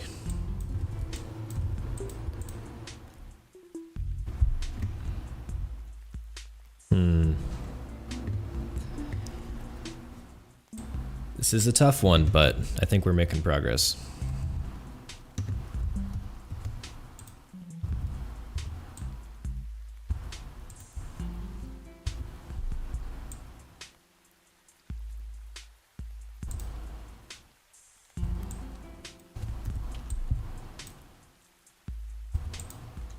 It is indeed a tough one.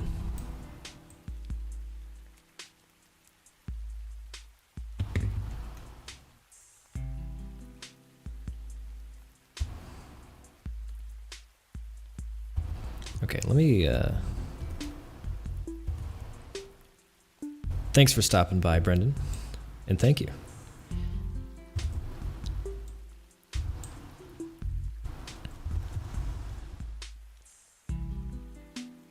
Let's reimagine these spikes here.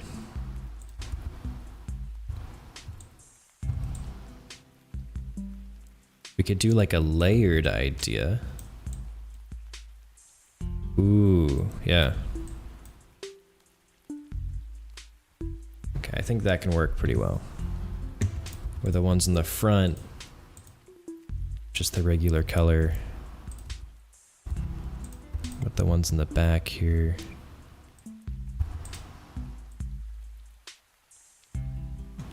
Okay, I think this is working.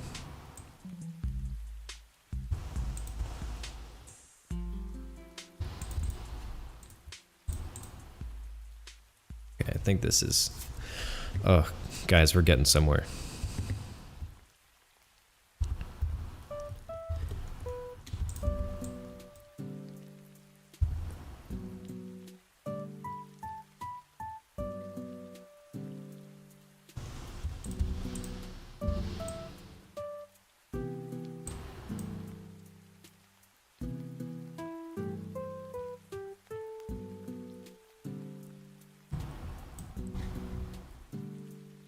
We moving.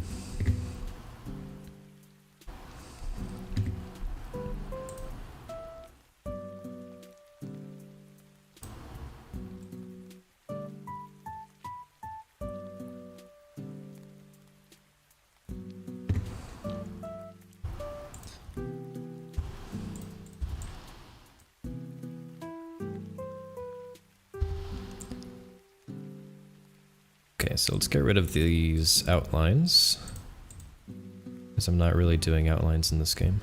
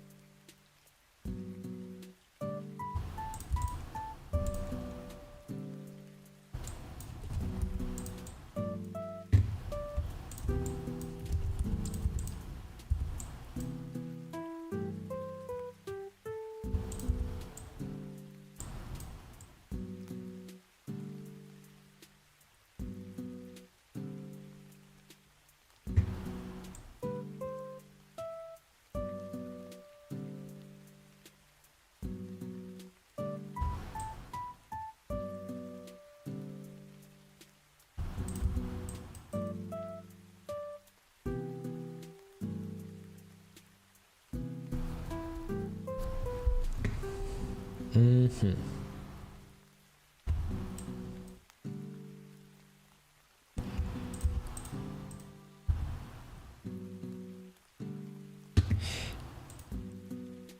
Yeah, that background color is not fitting with this.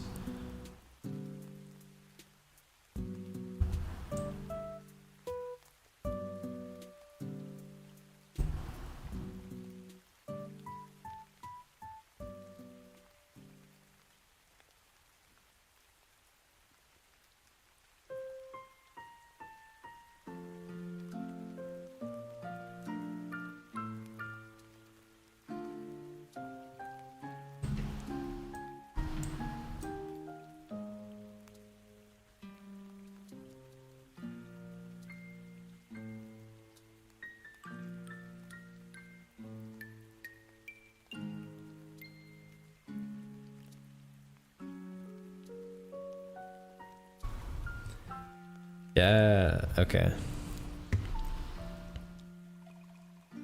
This is a pork. Upine.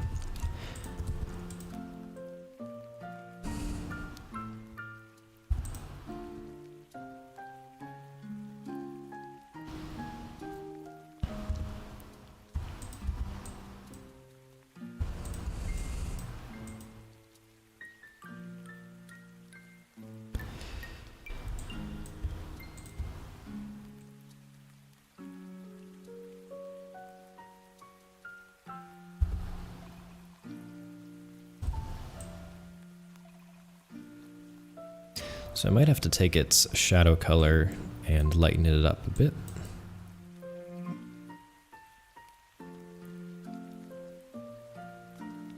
Yeah. That's what we're gonna have to do. And then maybe desaturate it a bit.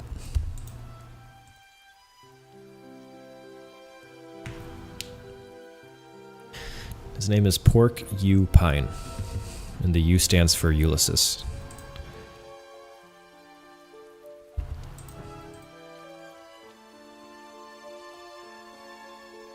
Or Ulysses.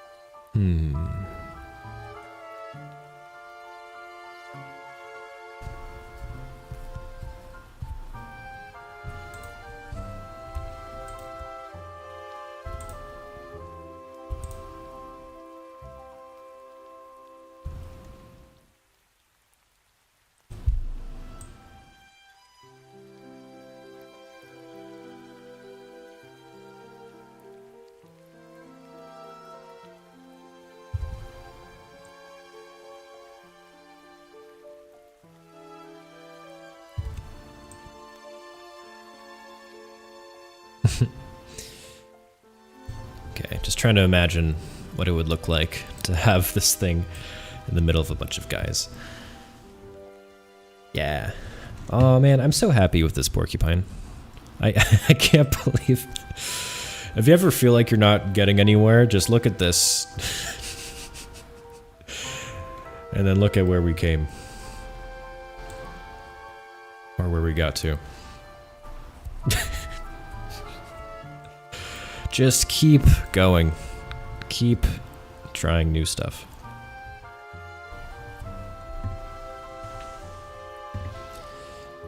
Okay.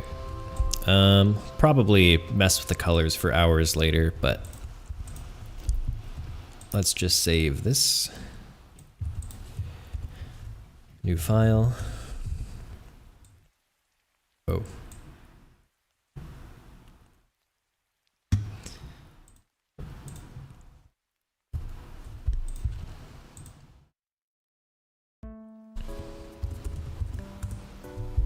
There we go. Okay, yeah, I gotta flip it horizontally, make sure it still looks good. Not bad. I think there's some empty space here we can fill. Yeah. Anything else look weird? Maybe that.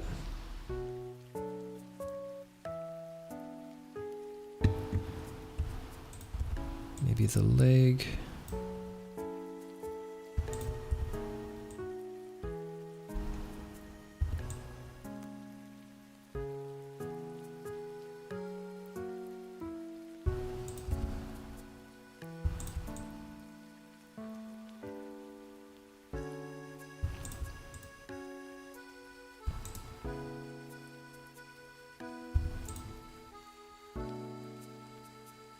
Bro is sitting. Bro knows how to sit, honestly. Bro's been sitting, you can tell.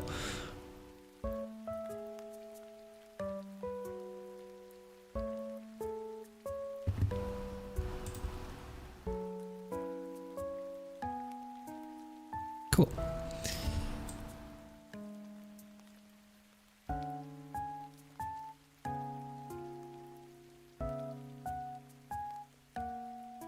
Yeah, I'll mess with it more later, but happy with this for now.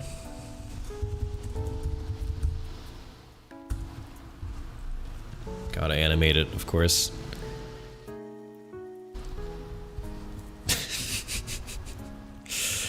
Bro is a devious little creature.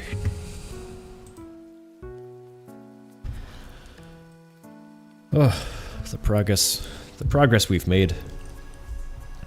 Let's make some more.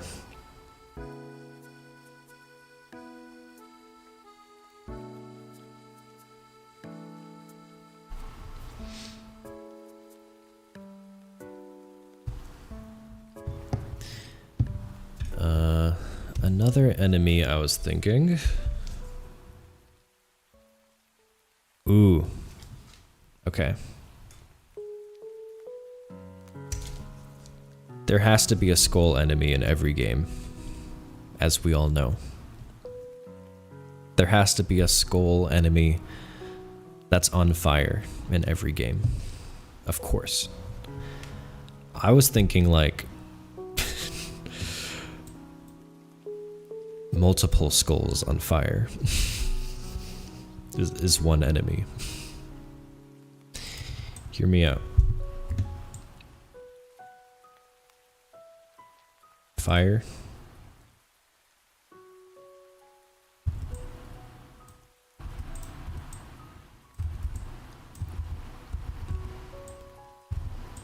There we go. There it is. Every game has to have this. Except, I think it would be cool if there was like 5 or 6 skulls. Done. We did it.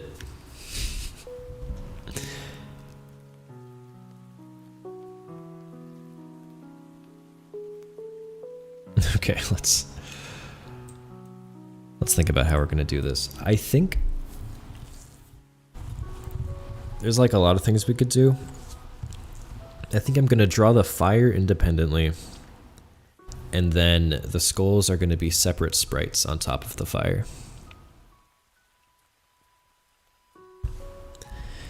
Yeah, the game's done. The game is done.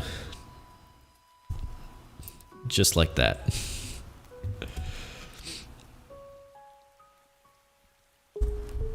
Just kidding. We've got work to do. Let's go ahead and create a new sprite for this.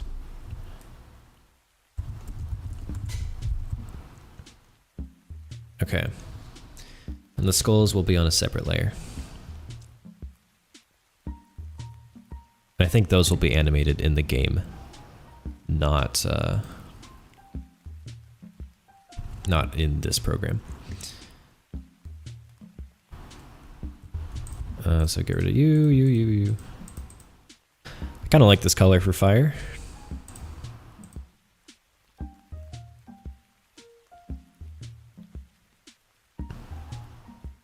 Animate them in Blender. Hey Nolan, thanks for joining.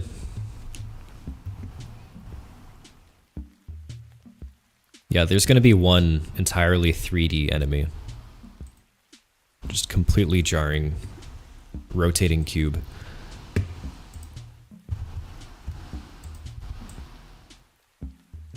Oh yeah, let's animate this fire.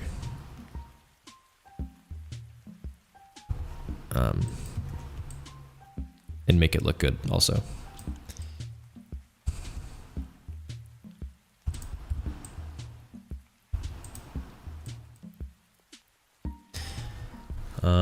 Let's try 3 or 4 frames of animation.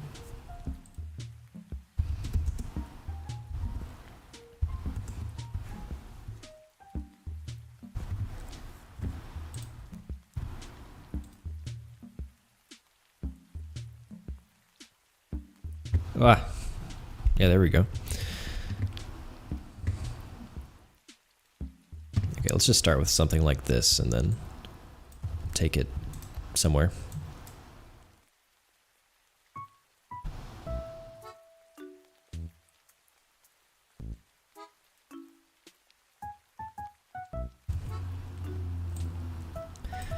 Make it look a little more wispy.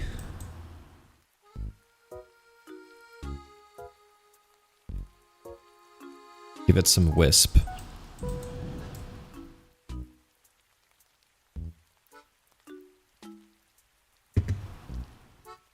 That's brilliant. Okay.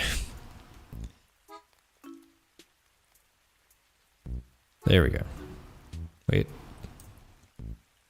There we go. New frame. Let's do like 4. The skulls might also want an open and closed mouth. Oh, yeah, that'd be cute.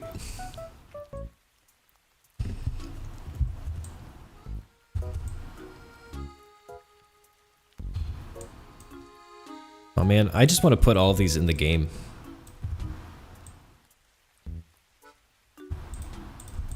But I have to draw them first. But I want to see them in the game so bad.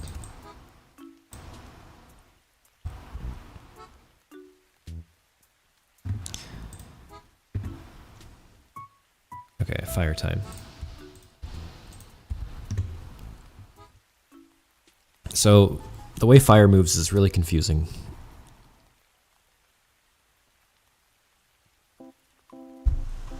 But I think the idea is to just kind of make it draw, or like make it go up and curl a bit more.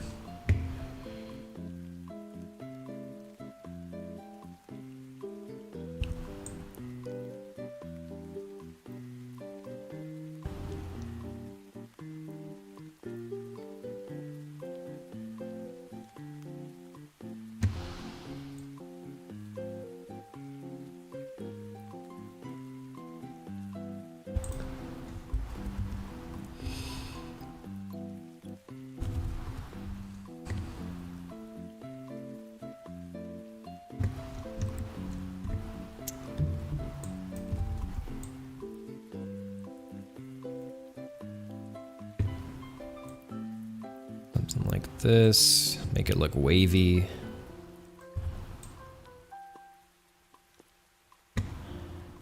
And then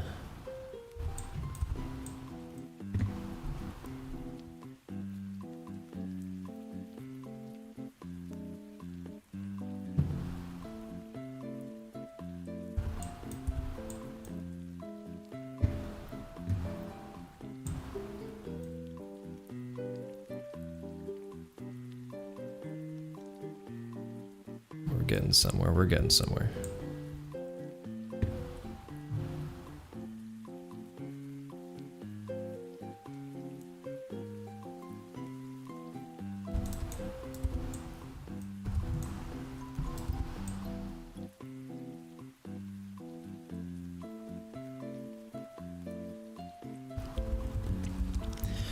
It's turning into fire.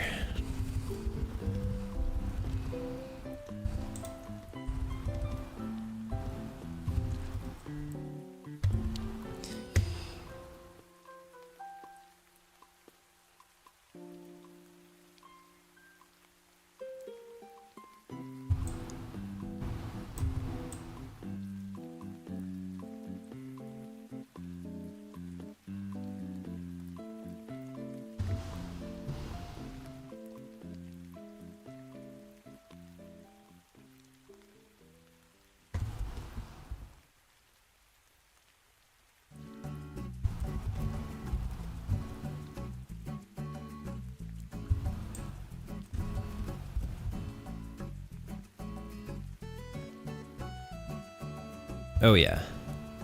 Yeah, it'll loop for sure.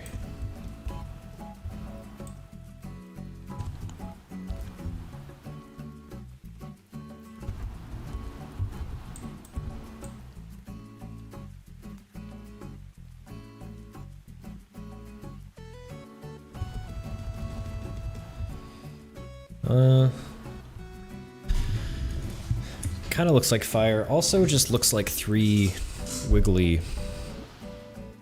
tentacles. But it kind of looks like fire. Kind of gets the idea across.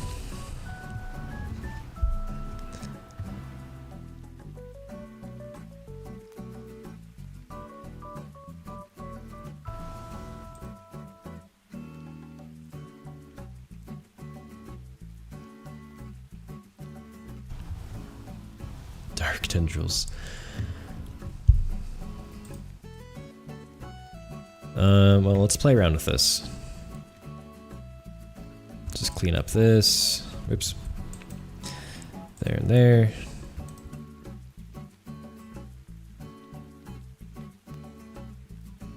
That looks fine to me.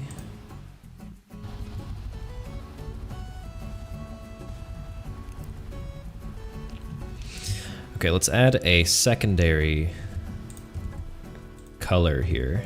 Another layer. Bottom might be too wiggly. I kind of like how wiggly the bottom is. I don't know, what does a floating ball of fire look like?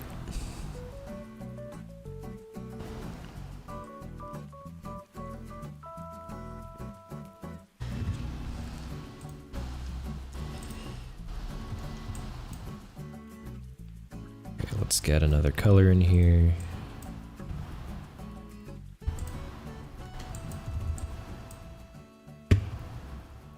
So I want the skulls to stand out. Okay.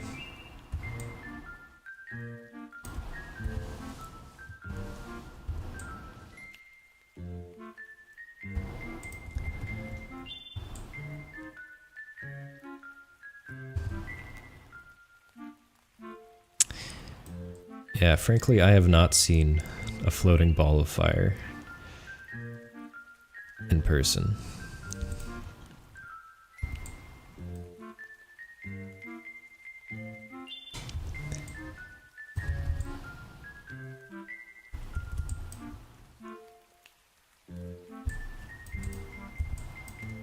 But I hope to. One day.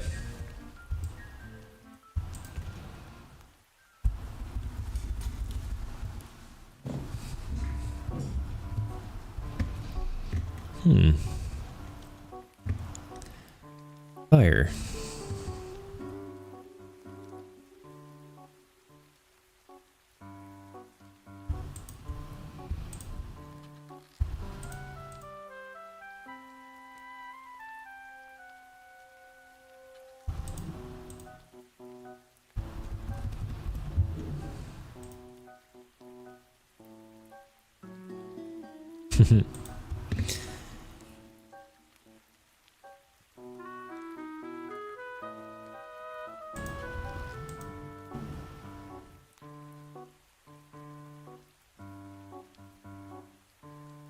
Alright, let's just go crazy with the second layer here.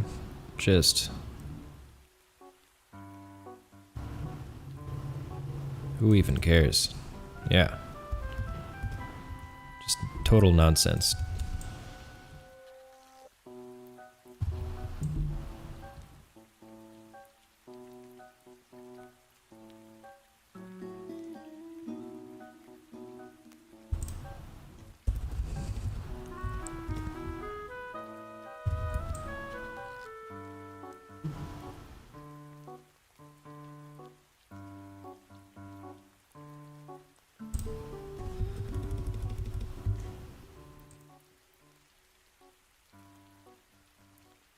Nah, we should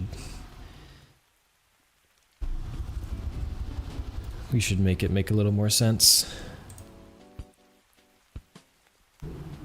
This layer, or these two frames, pretty good. Get rid of this one.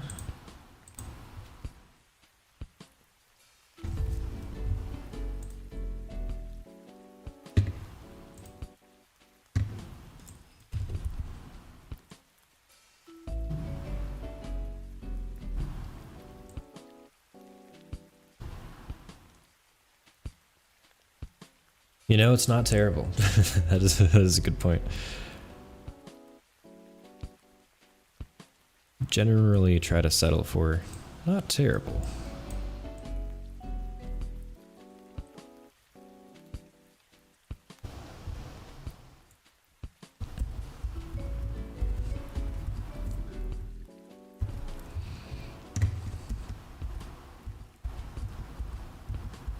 Okay, we getting somewhere.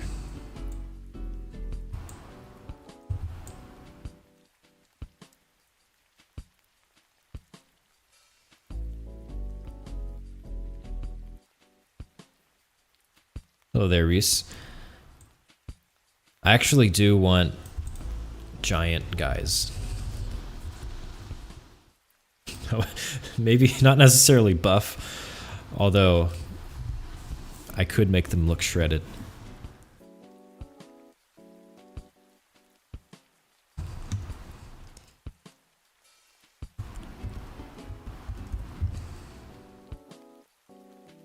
Like,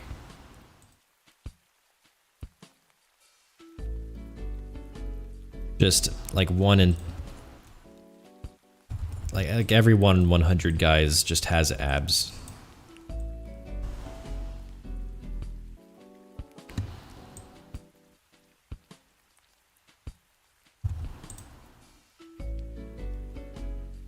Just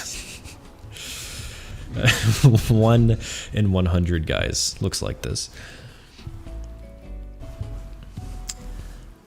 Hello, Mark. Oh, you've been chatting in Twitch? Oh my goodness. Oh, we do have Twitch chatters.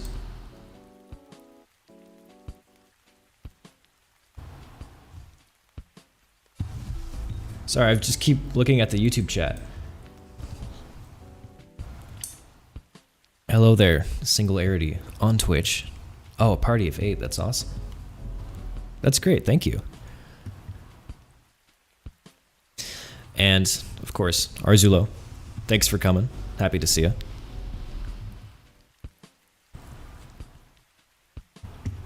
I agree with you, Spooter. I think just insane musculature is its own form of comedy.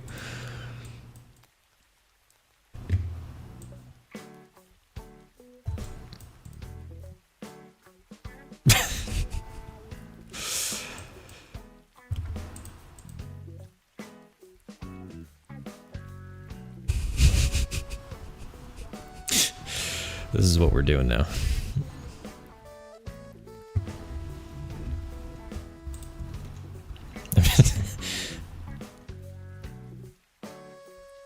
What percentage do I think the game is at right now? Percentage? Ooh. I want to say like 5 or 10%.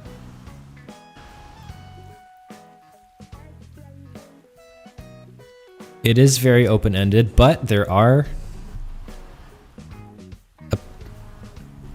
a couple core things I want the game to have before it's like done.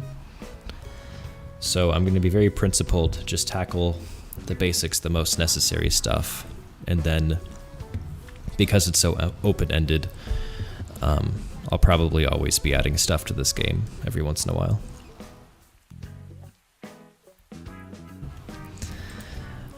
But yeah, answer is 5 to 10% right now.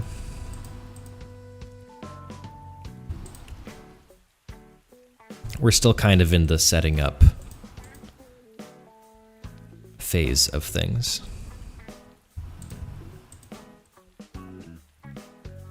Should I add little phases to all of them?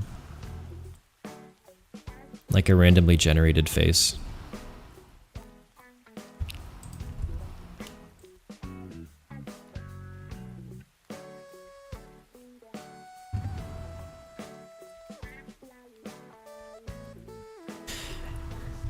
That's right, Arzulo. Or Arzulo. Tell me where the accent is. Yes. It turns out you can stream to both Twitch and YouTube at the same time. Pretty easy to set up. Only on some of them. Yeah, I do like... I kind of like this idea. Just randomly, some guys will have a face.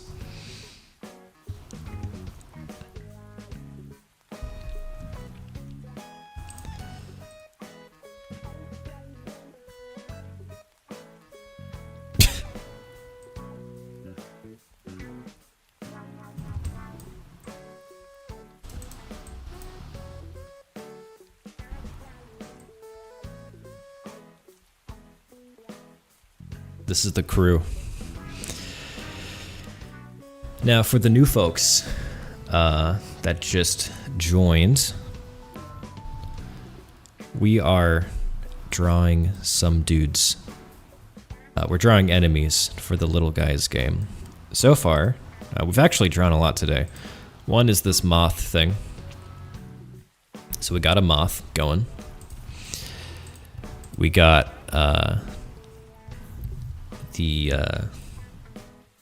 the segments of a snake. So this would be the head of a snake, but my idea for this snake is that it grows in segments as it like eats your resources, kind of like the game Snake. Got this little beetle guy, curls up into a ball, like a samurai beetle roly-poly thing. A little idea for a porcupine. And now we're drawing fire, and we're gonna put skulls in the fire, which is a classic video game enemy. That's what we've done, and that's what we're doing. Anyway, pretty happy with this fire. It looks pretty hectic, but I think it's pretty good for now. It serves its purpose.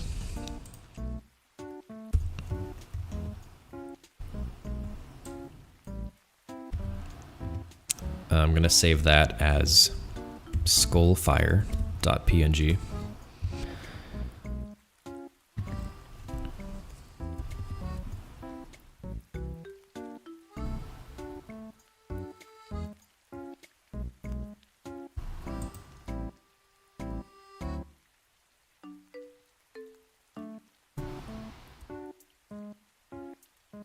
It do what it need to.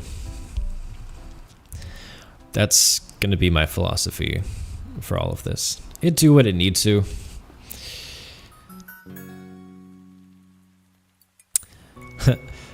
I like their energy too. I might make their eyebrows like more angry.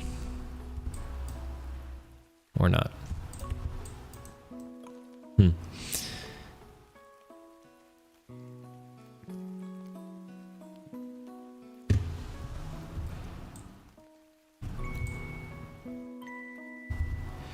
Okay, this is not the skull that we want. Let's make this look good. Let's make it do what it need to.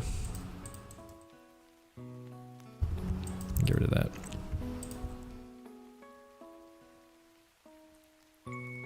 Now what I think I'll do is I'll draw it just straight like this, and then in the game I'll rotate it left and right.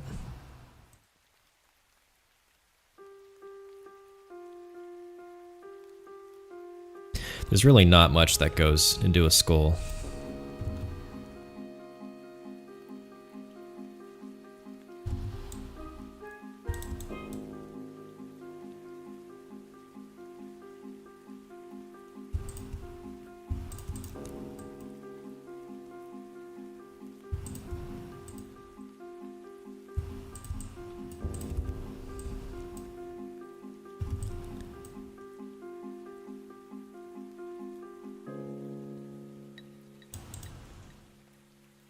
Meh.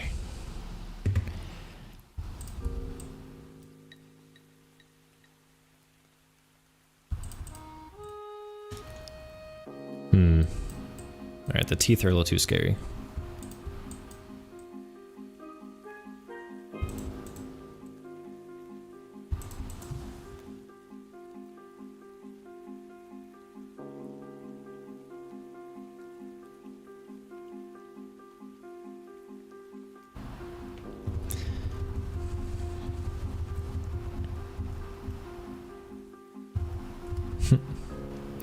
Okay, I think that's sufficient for now. I think that do what it needs to.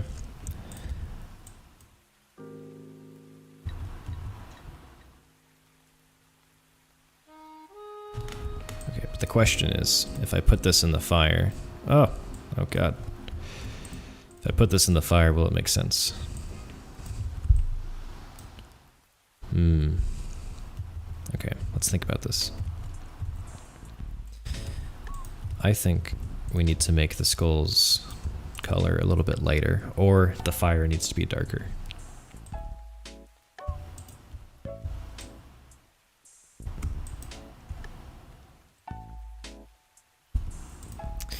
Are there bosses? Yeah. Well, so far just one, which is this lobster. I can probably pull up a GIF of it, but I'll just show the sprite. Little guy's game.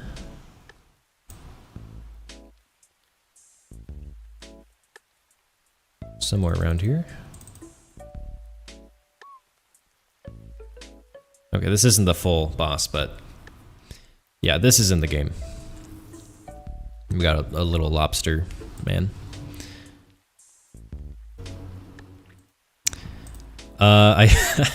This is a mock-up. These are just ideas I had. I really want to put this,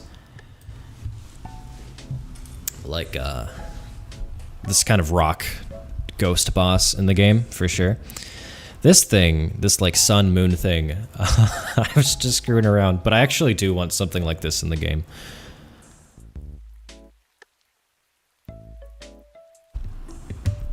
But yeah, we'll get to it one at a time.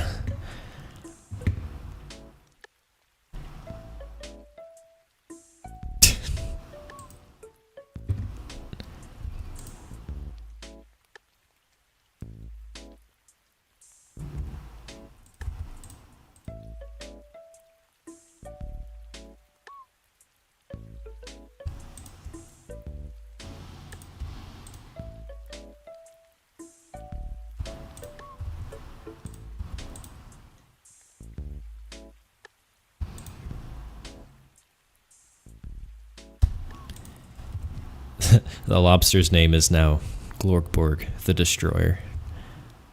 Indeed.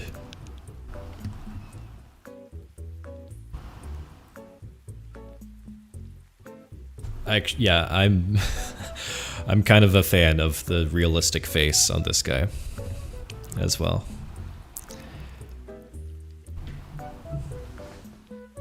It's like you were saying, it's that kind of rhythm heaven humor.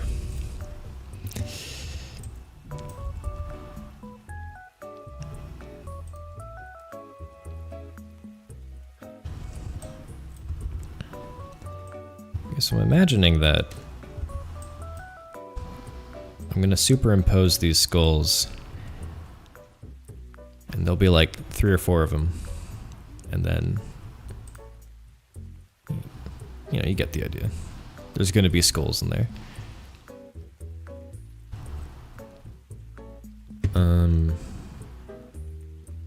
Let me just copy that.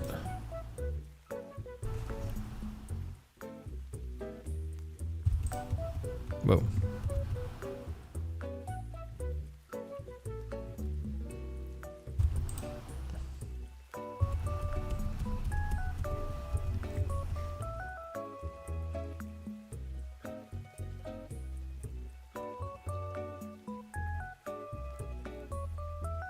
But yeah, you're minding your own business, and then bam, there's skulls on fire. I might want to make it brighter in some way. You know, they do look screwed up when they're rotated, but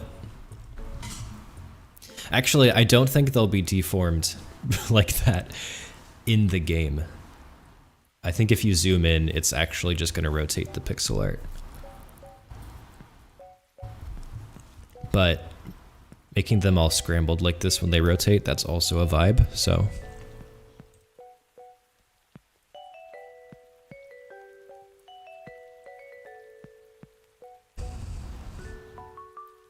Okay, I'm just gonna turn things grayscale to make sure everything is still visible. Okay. Because the skulls on fire look so dark, this tells me that I need to brighten up the color of the fire. Because you can barely see it when you go black and white. So let's do that.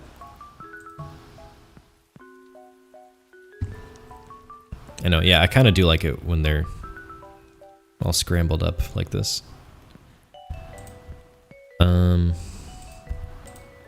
Just gonna go with a brighter color.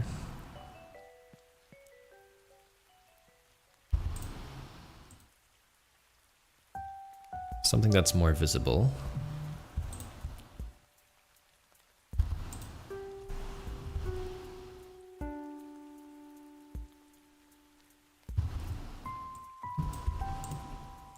Ooh, okay, I'm a big fan of that kind of cyan magenta look. Wait, I really love that.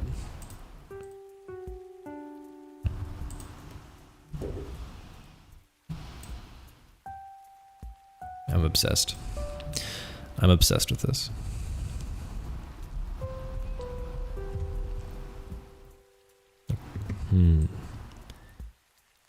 I like where this is going.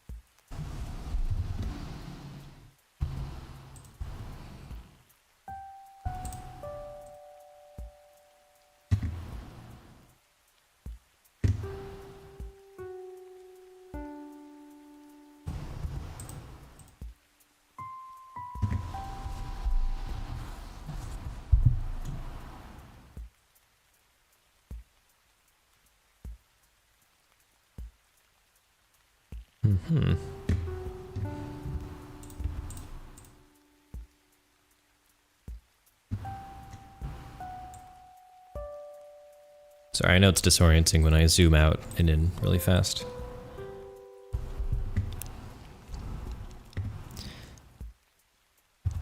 But just trying to get a good look at it from a distance because, I mean, when you're playing the game, you want to see what the enemies are from far away. Okay. I'm very interested in these colors.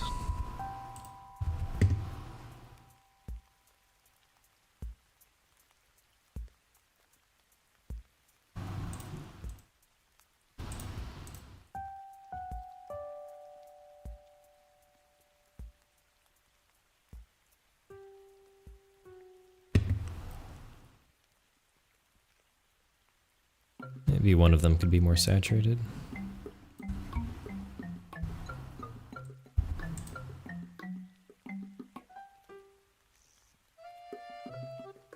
Yeah.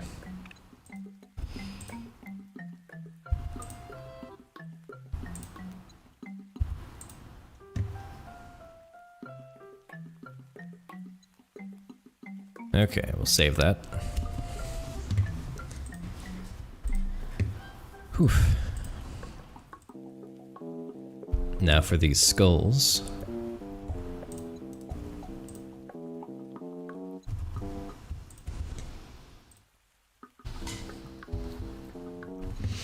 I think I want to put just a little bit of a...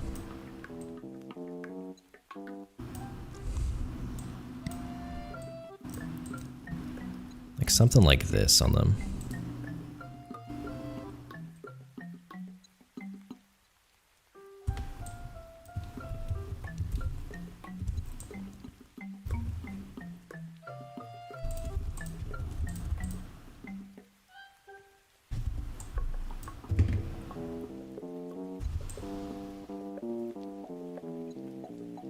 That way you can kind of make them out a bit clearer.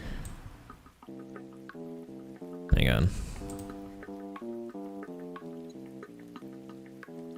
Just put it here. Yeah.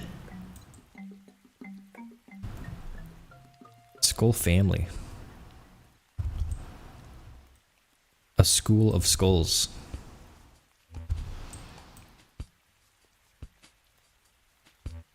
Oh god, it's cursed.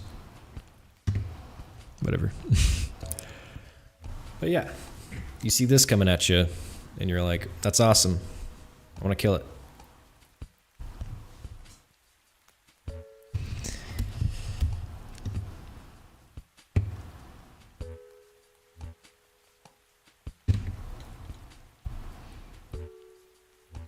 Yes, fire, their natural habitat. That is correct.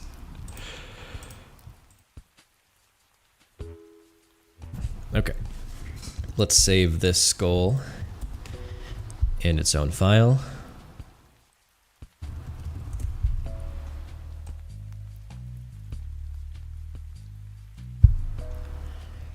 And you know how we're going to animate this one? Frame 1, frame 2.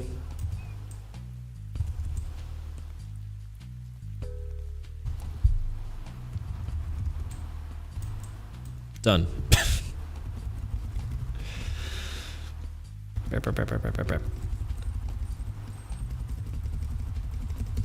It do what it need to do. There it is.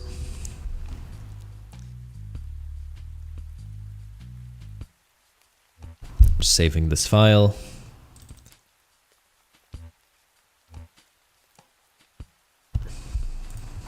Skull.png. Okay, we're on a roll.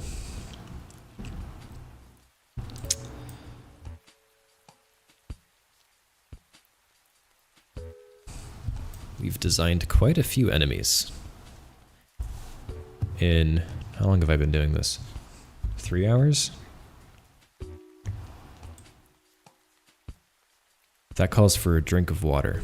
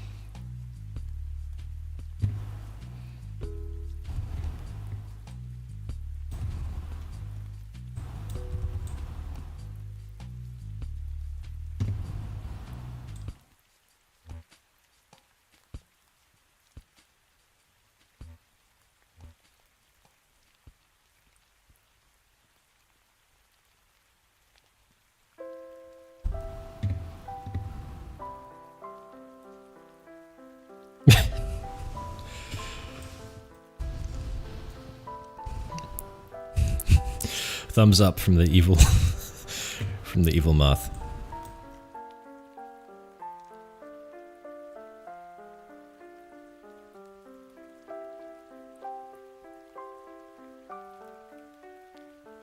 How am I gonna put a mustache on this guy?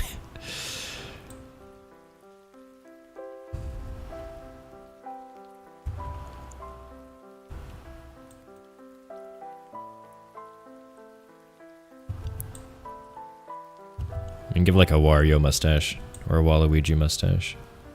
There we go.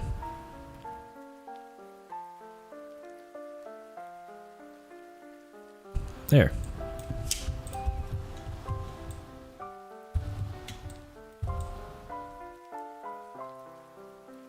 Now it's just Waluigi.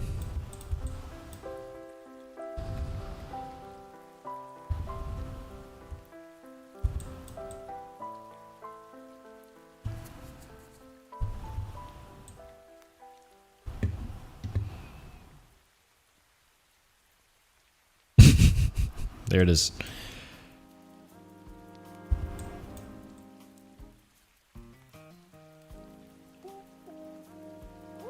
This moth sells NFTs.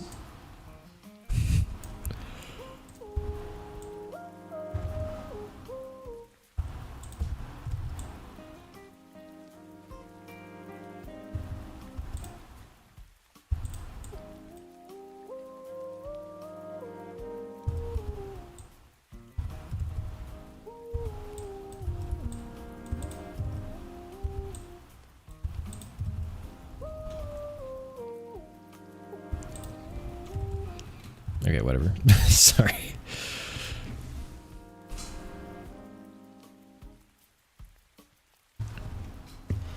Okay, what were we doing? What were we doing? Oh yeah, enemies. Okay, so we did the porcupine, we did the snake, did the skull fire thing.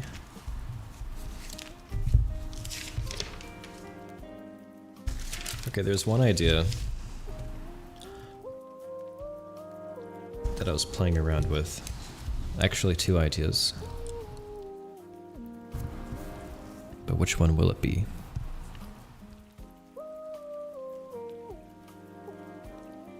Okay.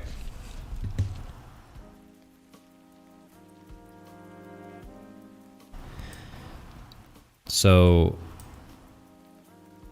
I was thinking like an enemy that's like a kind of like a caravan thing.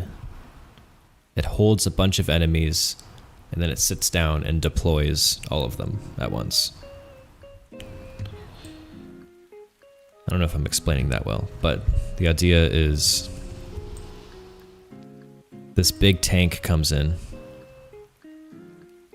and of course it has legs.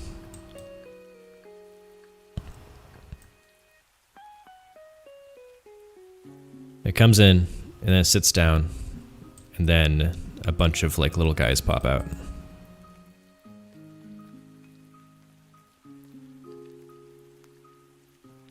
Little baby guys pop out.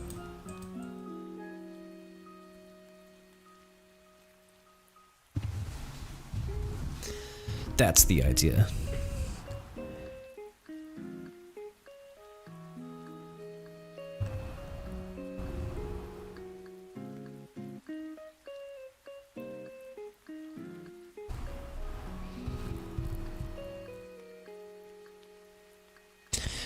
Wait. Which Talus from Tears of the Kingdom? Was there a Talus that did this?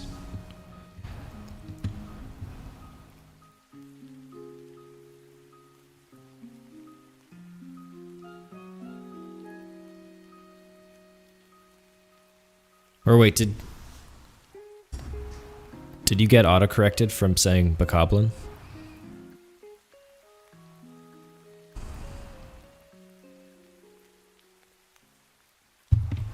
I know, okay, I know what you're talking about. I know what you're talking about.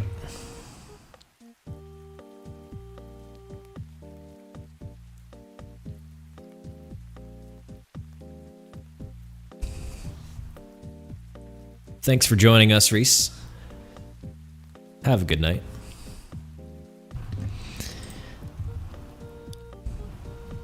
Okay, we're gonna draw this enemy. And then we'll see where it goes from there.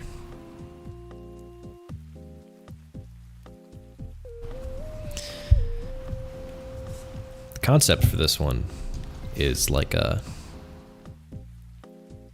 imagery of a dragon fruit, where it's like kind of spiky and green and purple.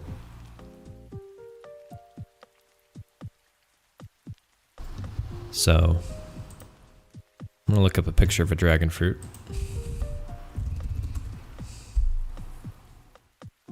Yeah. So here, let me download this image.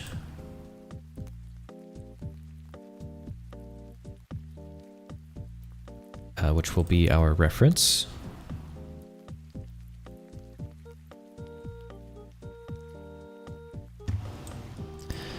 this thing, this dragon fruit, it's gonna be this color. So pinkish, purplish, reddish, and greenish.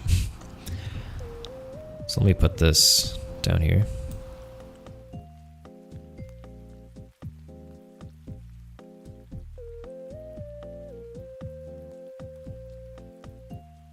Scoot over, evil moth. Move over, Waluigi moth, who's evil and sells NFTs. There we go.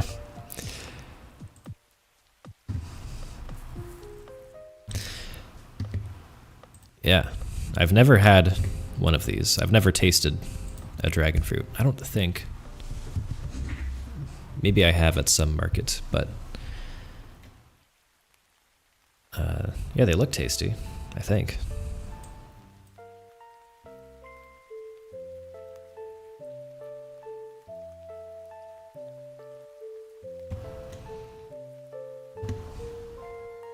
Okay, let's think of a good color for this thing. It's like somewhere around here in this range.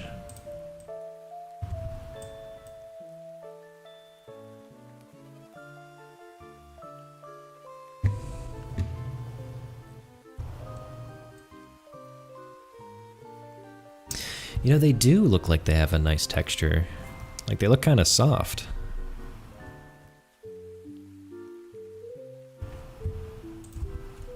I gotta get one.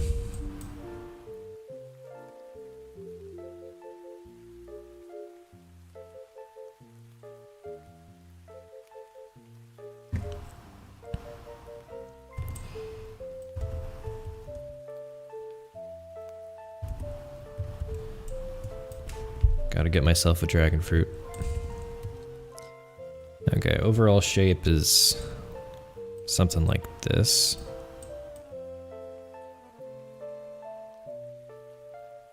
Basically just gonna be a walking dragon fruit.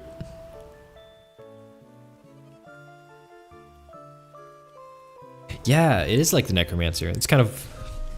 That came across my mind too. It walks in and starts spawning enemies. Yeah, same category. Same gameplay design category. Except I'm thinking the dragon fruit monster itself, it's just going to be a tank. Like a big damage sponge that you have to focus on if you want to stop it from spawning all these enemies.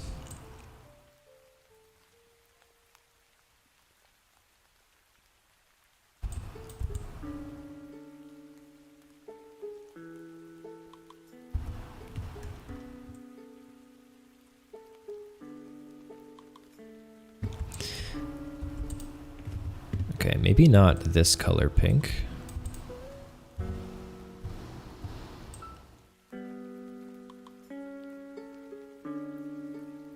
Let's try something a bit more reddish.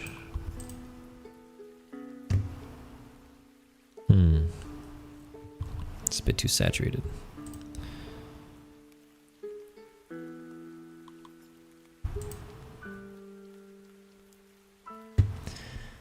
And then I gotta choose a nice green.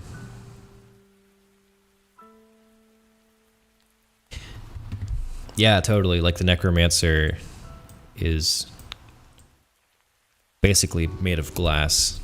And, you know, maybe it's very good at running away and hiding and not getting hit. And then this thing just absorbs a whole bunch of damage.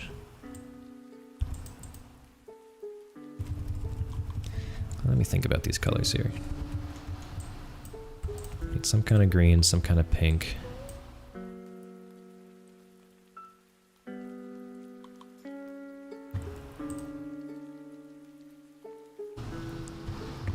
Yeah, those should work. Yeah, it just sits there.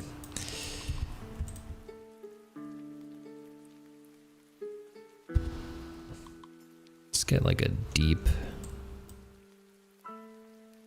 shadowy color here.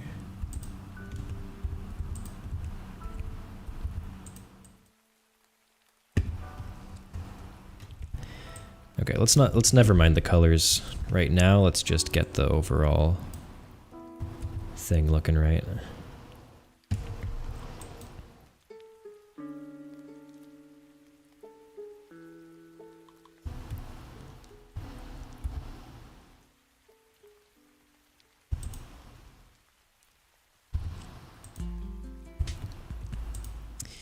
Yeah, if the ants, if I add ants, yeah, they might come out of like a ant hill or something.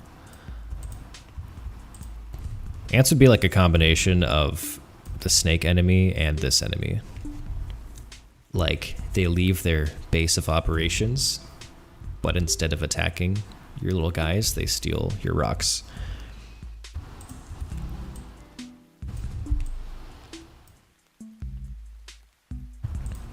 Kind of a combination.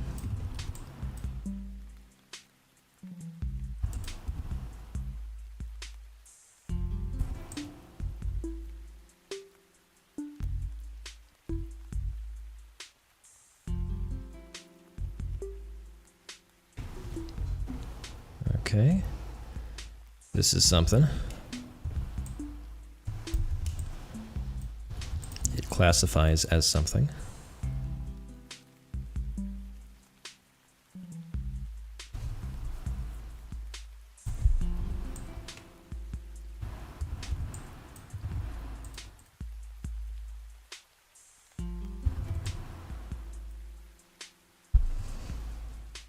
Oh, I can't wait to put all these enemies in.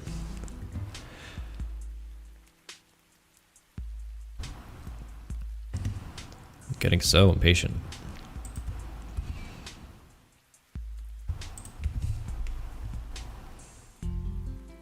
Really want to see the stuff in the game.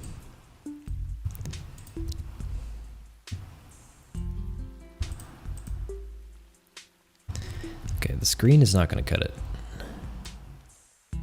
I might need something a bit more yellow.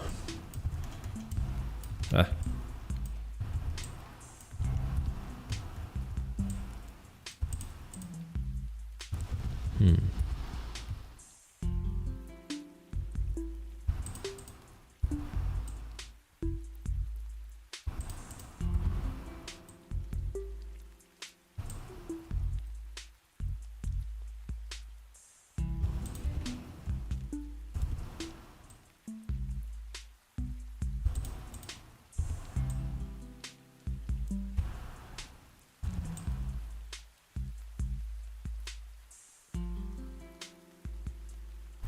Exactly. This is the Pikmin vibe. Just giant, weird creatures. But you've got hundreds of little guys on your side.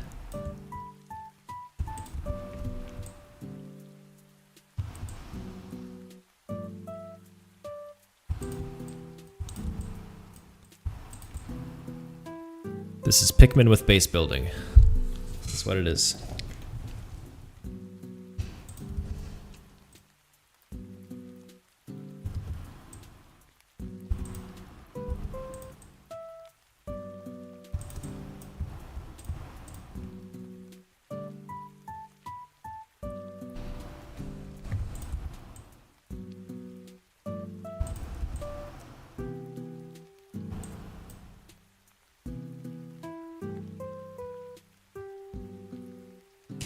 I'm not. I'll give them projectile weapons, but I'm not gonna give them a gun. Just a straight up, just straight up weapon.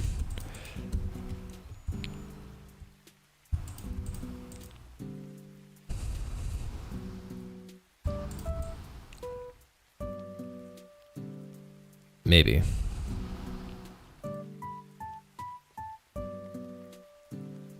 Maybe a musket.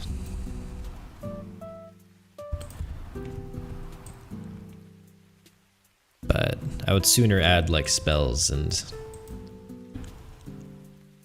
cannonballs or something before I go like kind of realistic-ish.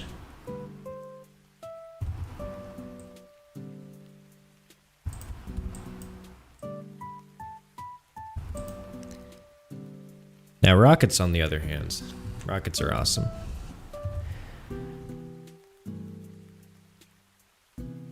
I think a rocket launcher would suit one of these guys very well.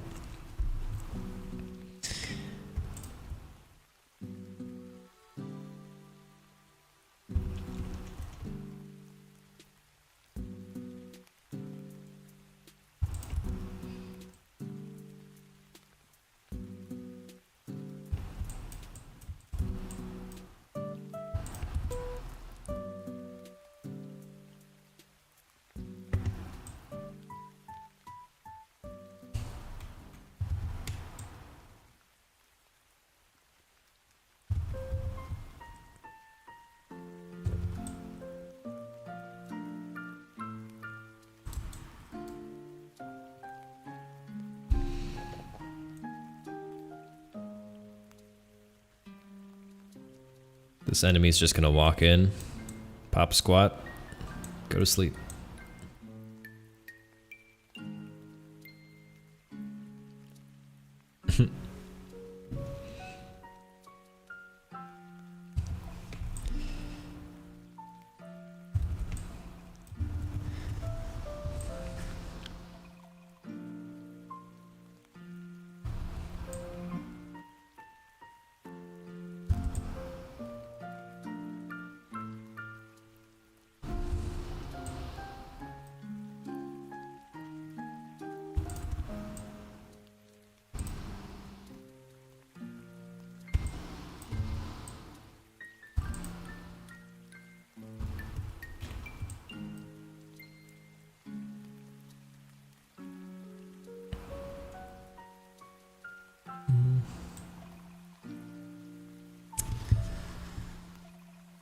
Let's see here.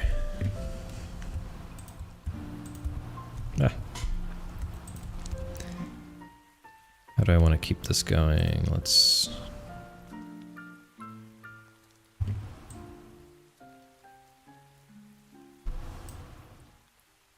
maybe do something like that.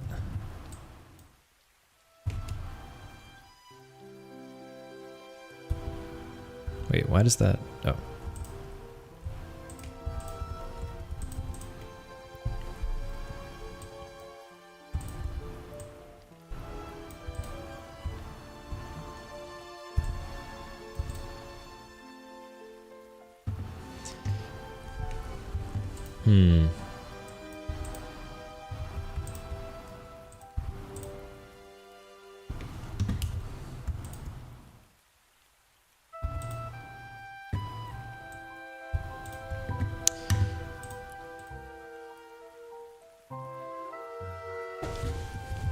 I need to make this green a bit darker.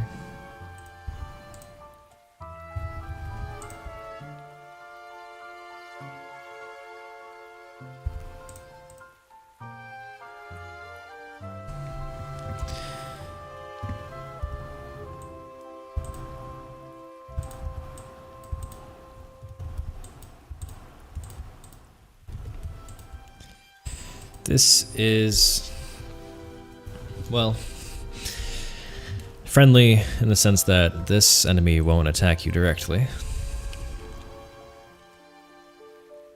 It might be good to have a friendly NPC. Ooh. Maybe there could be like travelers that come in that help you out, or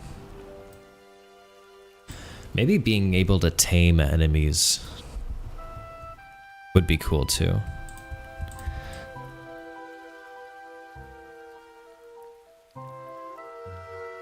But let's not get ahead of ourselves. But no, this enemy, not friendly. She will spawn a bunch of small little guys to do all the work.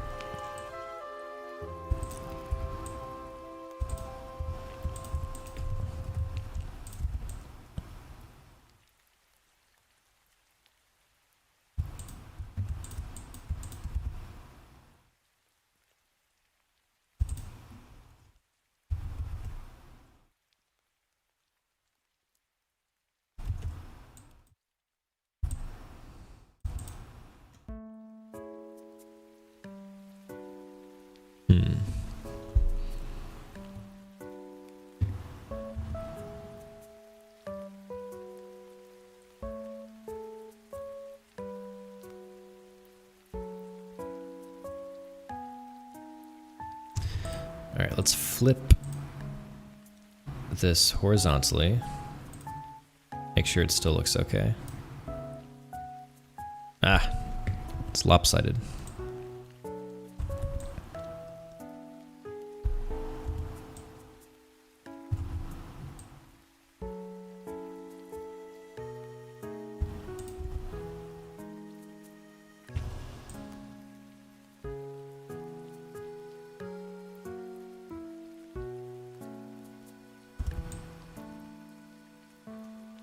You get so used to looking at it from one direction that when you flip it horizontally,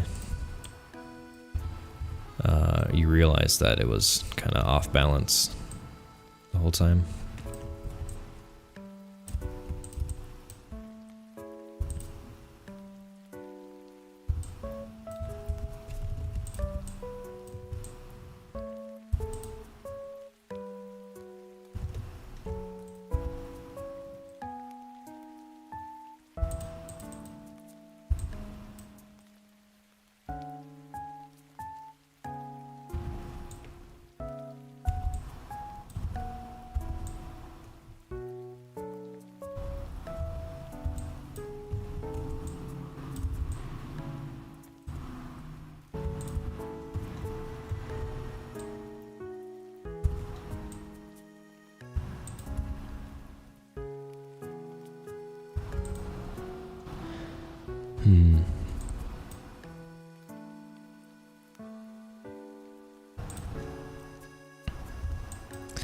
Let's see here.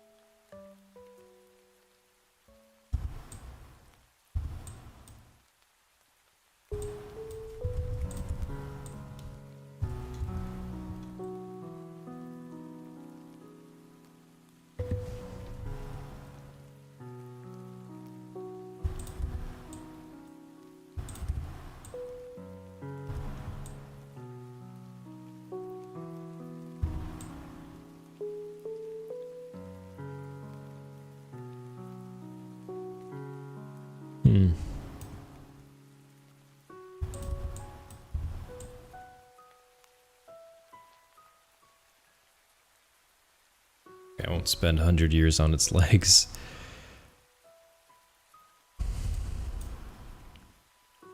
Okay.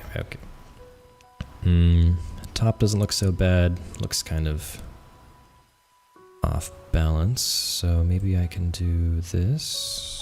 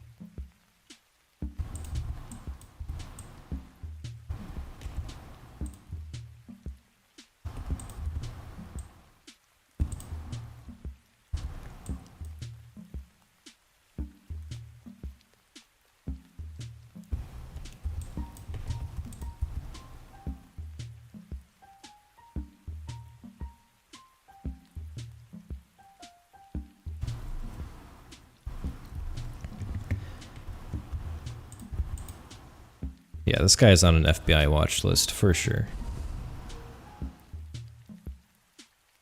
Look at her.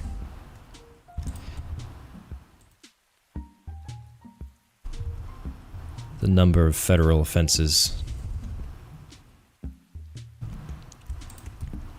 Uncountable.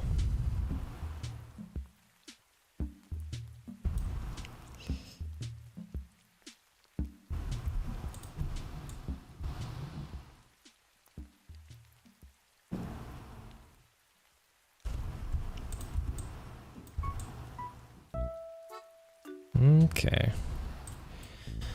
Oh, so many things to tweak. I could do this forever. But I shan't.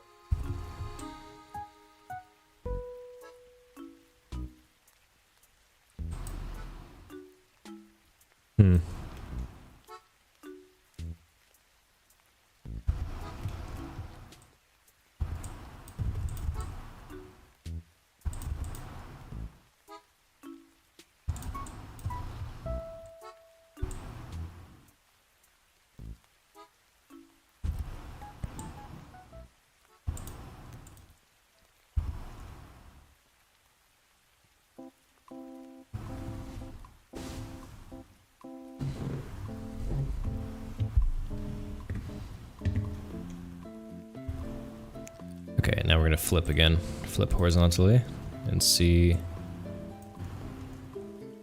Yes. Where do the minions come from? So, concept is she sits down.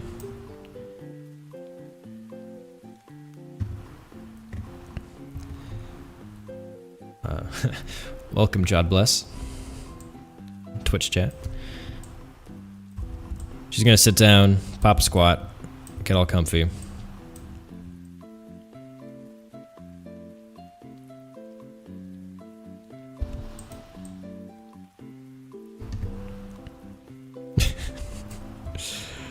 And then this, all this.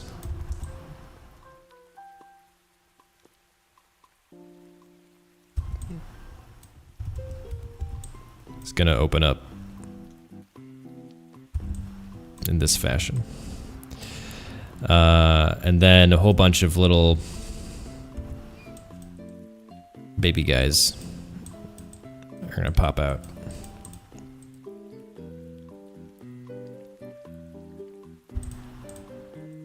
Oh yeah. That's the idea.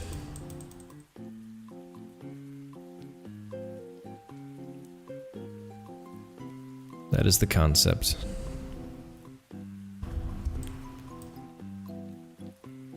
Little baby dragon fruits. That is correct.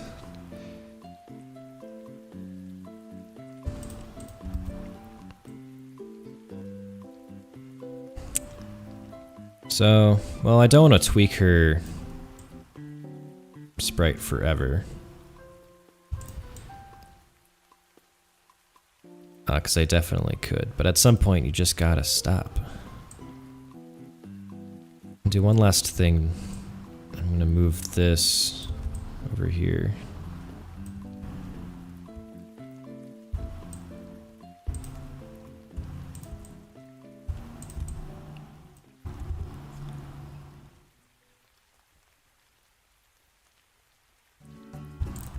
I'm telling you, this game is Pikmin with base building.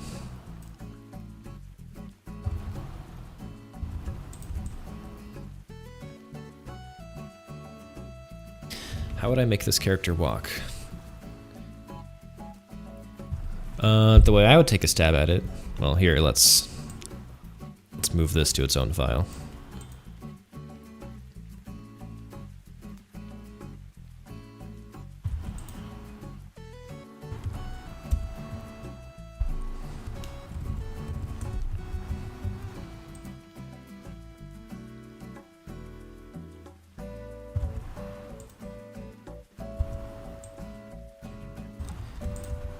Get rid of that. So I would make this walk by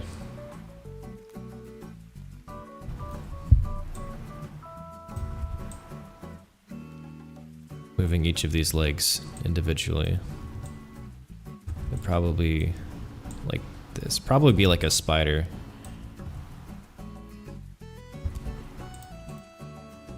And then reuse this frame here.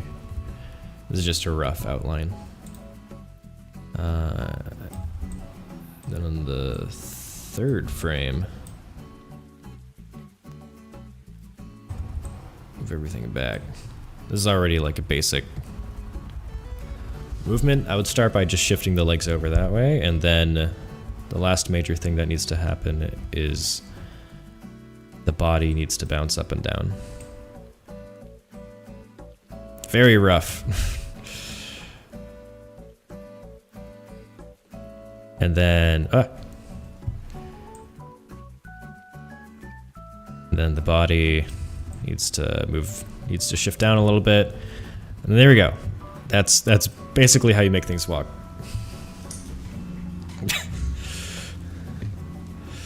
Except I noticed that the leg going forward here should go more forward. There we go. And then I notice again that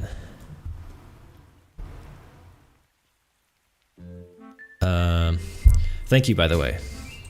Thank you, by the way, for your comments. I've done this a million times. But I basically follow the same couple principles. For walking, you can always do it in 3 different frames, and by frames I mean 3 different pictures. So I have the default one, and then one where these 2 legs, where these 2 legs, I just shift them forward, and then this leg and a secret hind leg back there goes backwards. And then another frame where the legs do this in the opposite direction. The other important thing is the body needs to go up and down. So on these walking frames, I make the body go down, and then it goes up, and then it goes down, and then it goes up.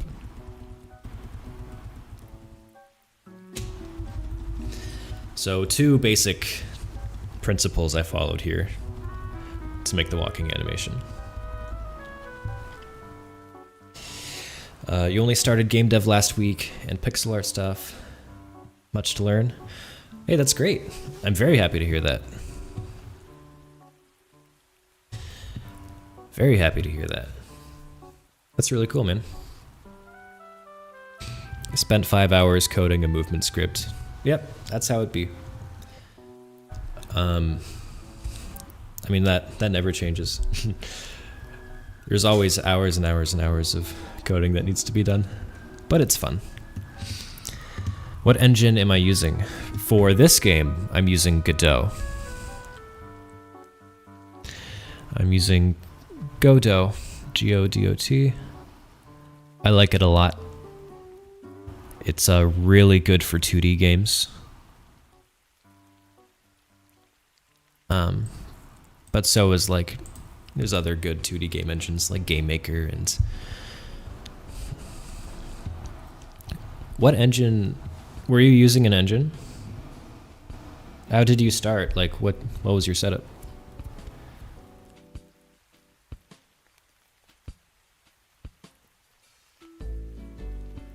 We started using Unity, but don't want to use it because of what happens. But I like the layout. Yeah. Yes, that is the thing with Unity, is that it is a really nice engine. It's really easy. Well, I don't want to say easy. It's very fluid to put projects together and just get the game going, put objects in the game and script them. Pixel edit and Asprite. Nice, nice. Yeah, I love Asprite.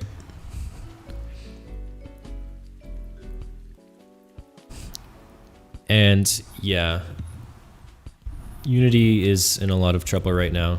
I would say, like, since you said you just started, it's totally fine to like learn things in Unity, because a lot of what you learn will carry over to other game engines, so it's not that big of a deal.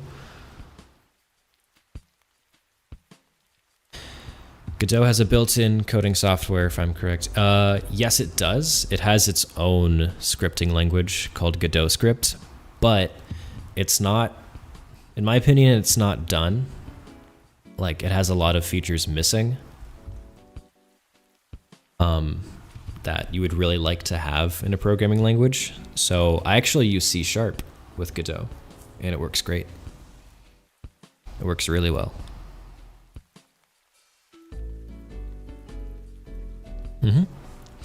Yeah, I have the code here. I was doing some coding basically this entire weekend. Been working on a new system for the world. I'm working on the ability to detect closed off areas like rooms when you're building your base. So that was a lot of fun to implement. Oh, don't worry about the questions. I love talking about this stuff. So you can connect VS Code with Godot. Yeah, you can. And it's seamless. It honestly, it's perfect. I don't really know why somebody would use Godot script, in my opinion, other than like making plugins, which you can do. You can make plugins for Godot using Godot script, although you might be able to do that with C# too.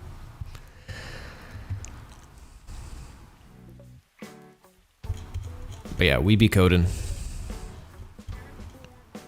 Wrote this horrible, it's terrifying function. Never write code that looks like this. There's no excuse for this.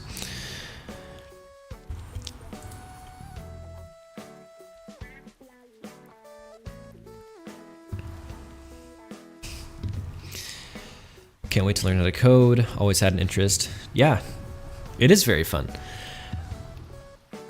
I mean, my favorite thing about it is that anything you imagine, you can make happen.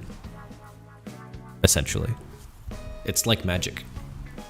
Literally anything you can think of in your brain, you can make it real with programming. So, yeah, that's so worth it. It really is.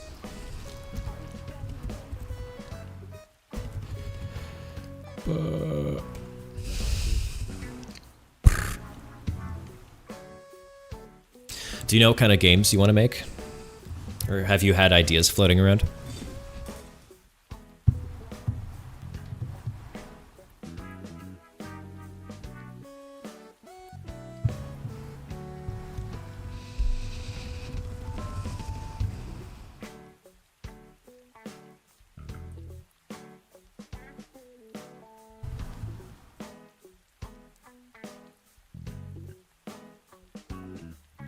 Yeah, I like that analogy.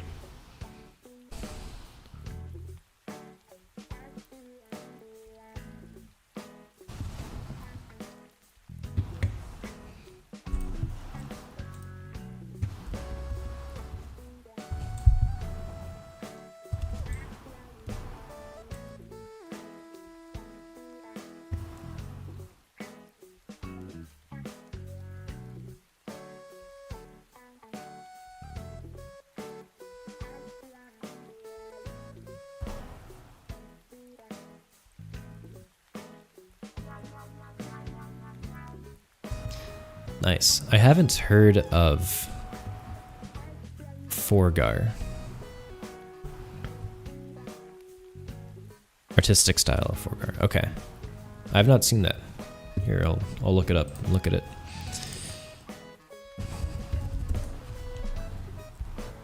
Oh my god, Forager. Is that it? Is it?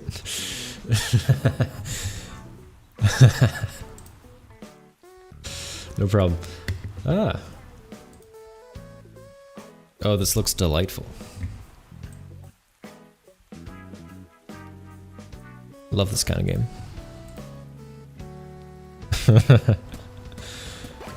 I was like, Forgar, that sounds so interesting. Is it like a... Like, are you a dwarf? No, okay, Forager. Yeah, this is very cute. I see, and... You have a garden, protecting it from insects. Very fun. Yeah, that's a great idea. And 4 weeks, dang. I guess they're gonna cover like a lot in those 4 weeks. Sounds really fun.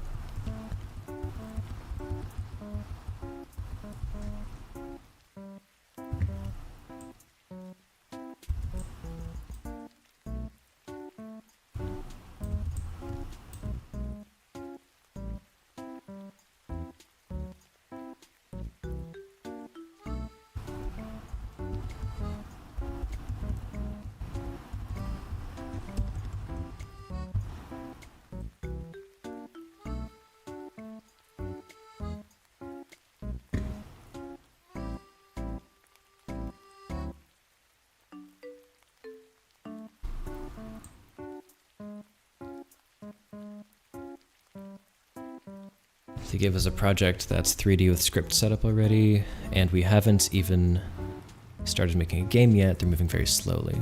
So you started to work on your own. That's great. Yeah. Just go ahead. Don't limit yourself.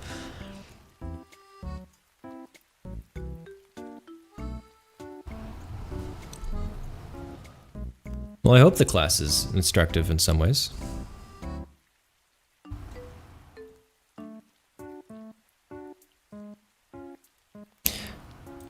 Have you been watching tutorials or reading stuff to like supplement the class? Documentation.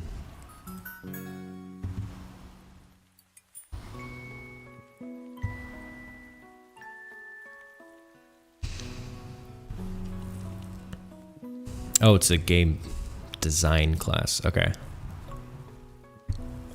Well, that's cool too.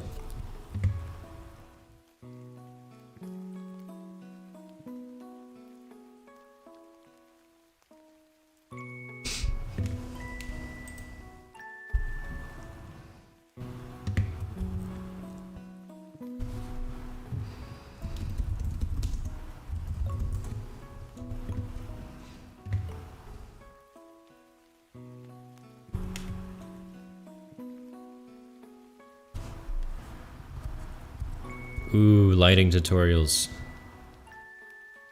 There's so many things about lighting that still perplex me. But that's cool. Yeah, there's definitely so much you can do, especially with like a 2D pixel art game. You know, with games like Octopath Traveler, and I've seen a lot of others have like really interesting lighting effects.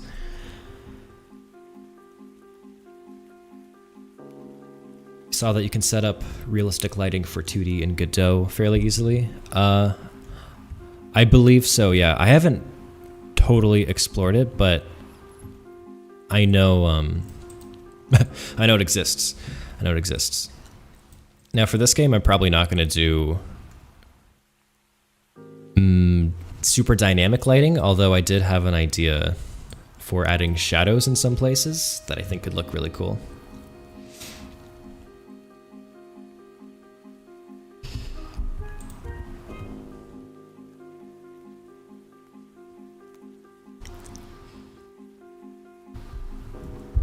Yes, I'll draw the fruit, the little dragon fruit minions next. I'll get to it. Didn't the studio behind Octopath basically create a new style? Honestly, yeah. I would say that before that point, there wasn't really a game like that. There was a game in development that was like that, but it never came out. Had a big Kickstarter or anything. What was it called? I think it was Elysian Shadows. Yeah. There's a game called Elysian Shadows that never came out. That was gonna be like that, but then it didn't.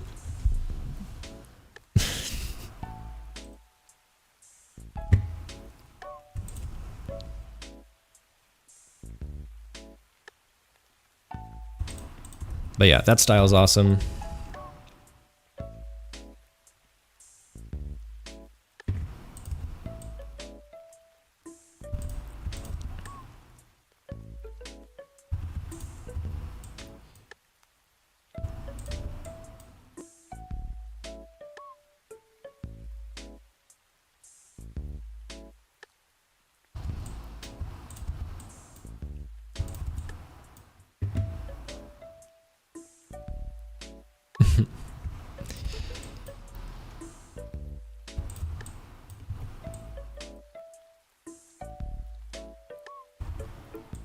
Yeah, it is the dream to be able to make stuff like that, but there's always something we can make. Like, we can make stuff all the time. So we may as well. It might not be Octopath Traveler, but it'll be something.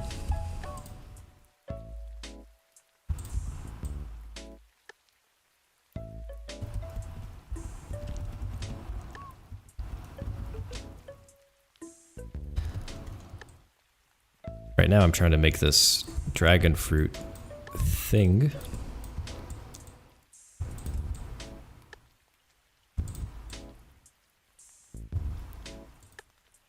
And I know it's kind of sloppy right now, but we're cleaning it up.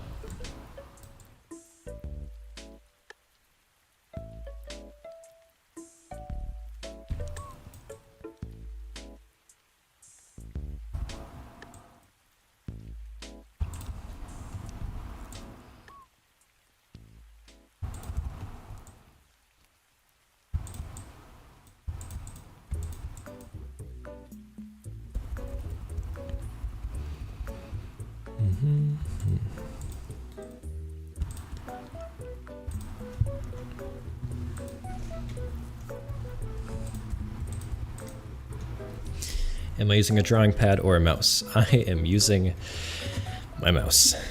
I do have a drawing pad, and I've used it for some stuff, but I usually use it for higher fidelity things, like not pixel art. But with pixel art, you have to get so close and specific with every pixel that I'm used to the mouse. Feels more comfortable that way for me.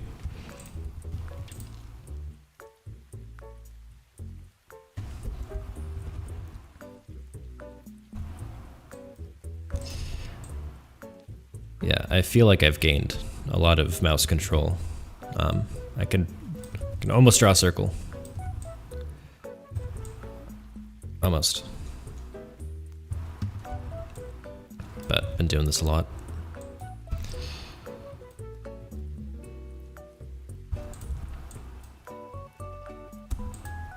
Thanks.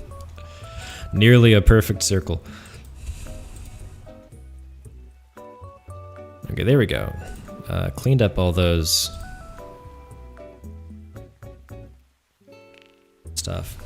And now, like, this is almost done, a complete sprite. The only other things I would add is I would make the leaves bounce. Thank you. And I would make her walk slower.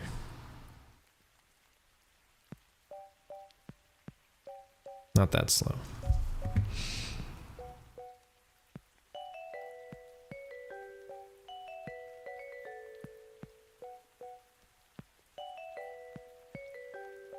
Or maybe that slow is fine. As always, when you're making any art, flip the canvas horizontally. Make sure there's nothing that really stands out, because you can miss things just by looking at it from one direction for a long time.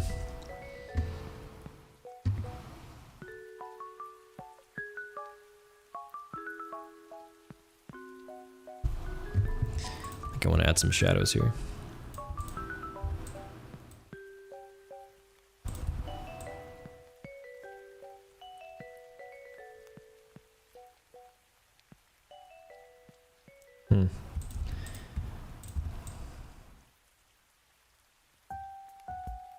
There we go.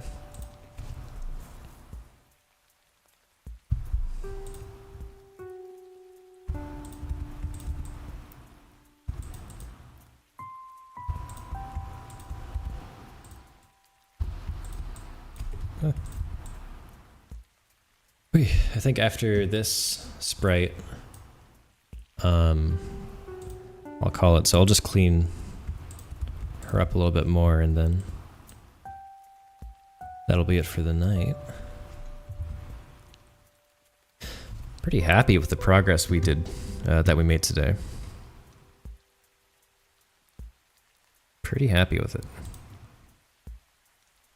Still a lot of stuff left to do, but you know, we're getting somewhere.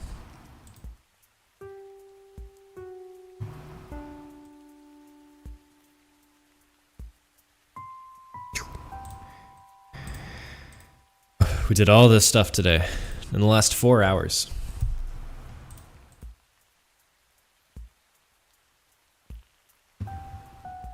Is this the same game with the lobster on my Twitter? Yeah.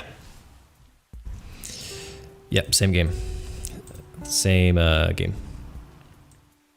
It's the one with these little guys.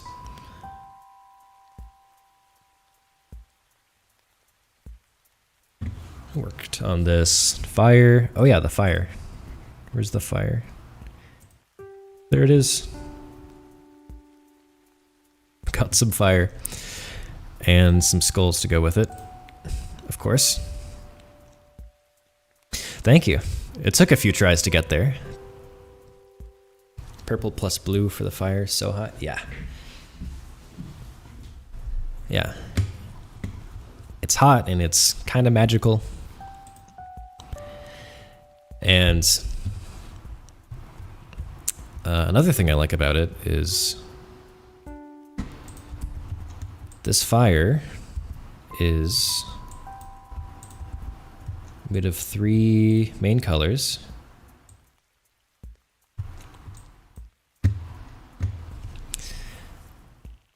Which are basically desaturated forms of yellow, cyan, and magenta.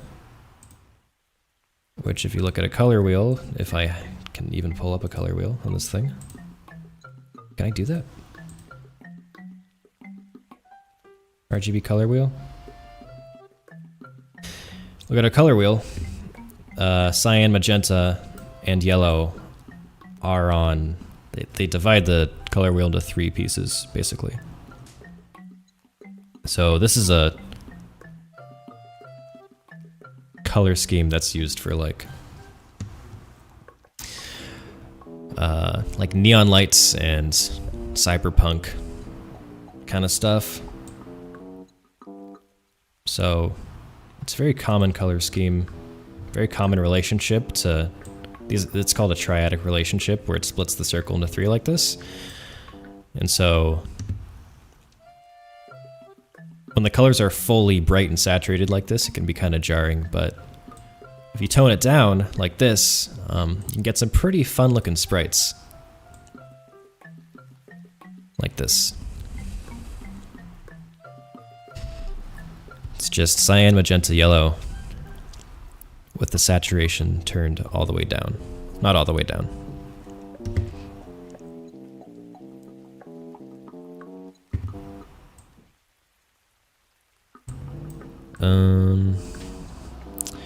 Yeah, so maybe I'll call it there.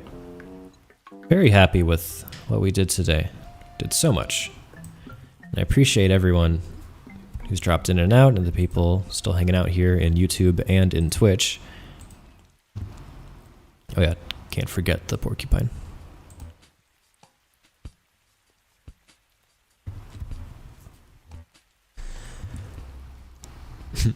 So, I think that'll be it. I have to go take food out of our slow cooker. It's been sitting in there for like 6 hours. Very excited. Very excited to finally eat it. Thank you, God bless. Thank you for hanging out here. And I appreciate you telling me your game dev story. It's very interesting. I love talking about that stuff. Thank you, Spooter Dooter, in the YouTube chat. Oh yeah, and Grand Peepaw, thank you too. Correct, very poggers. Very, very poggers. That's the last time I'll say that.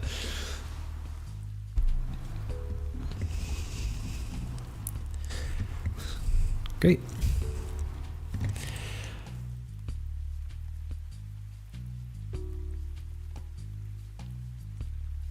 Okay, here it goes. I'm gonna press the stop button. Here it comes.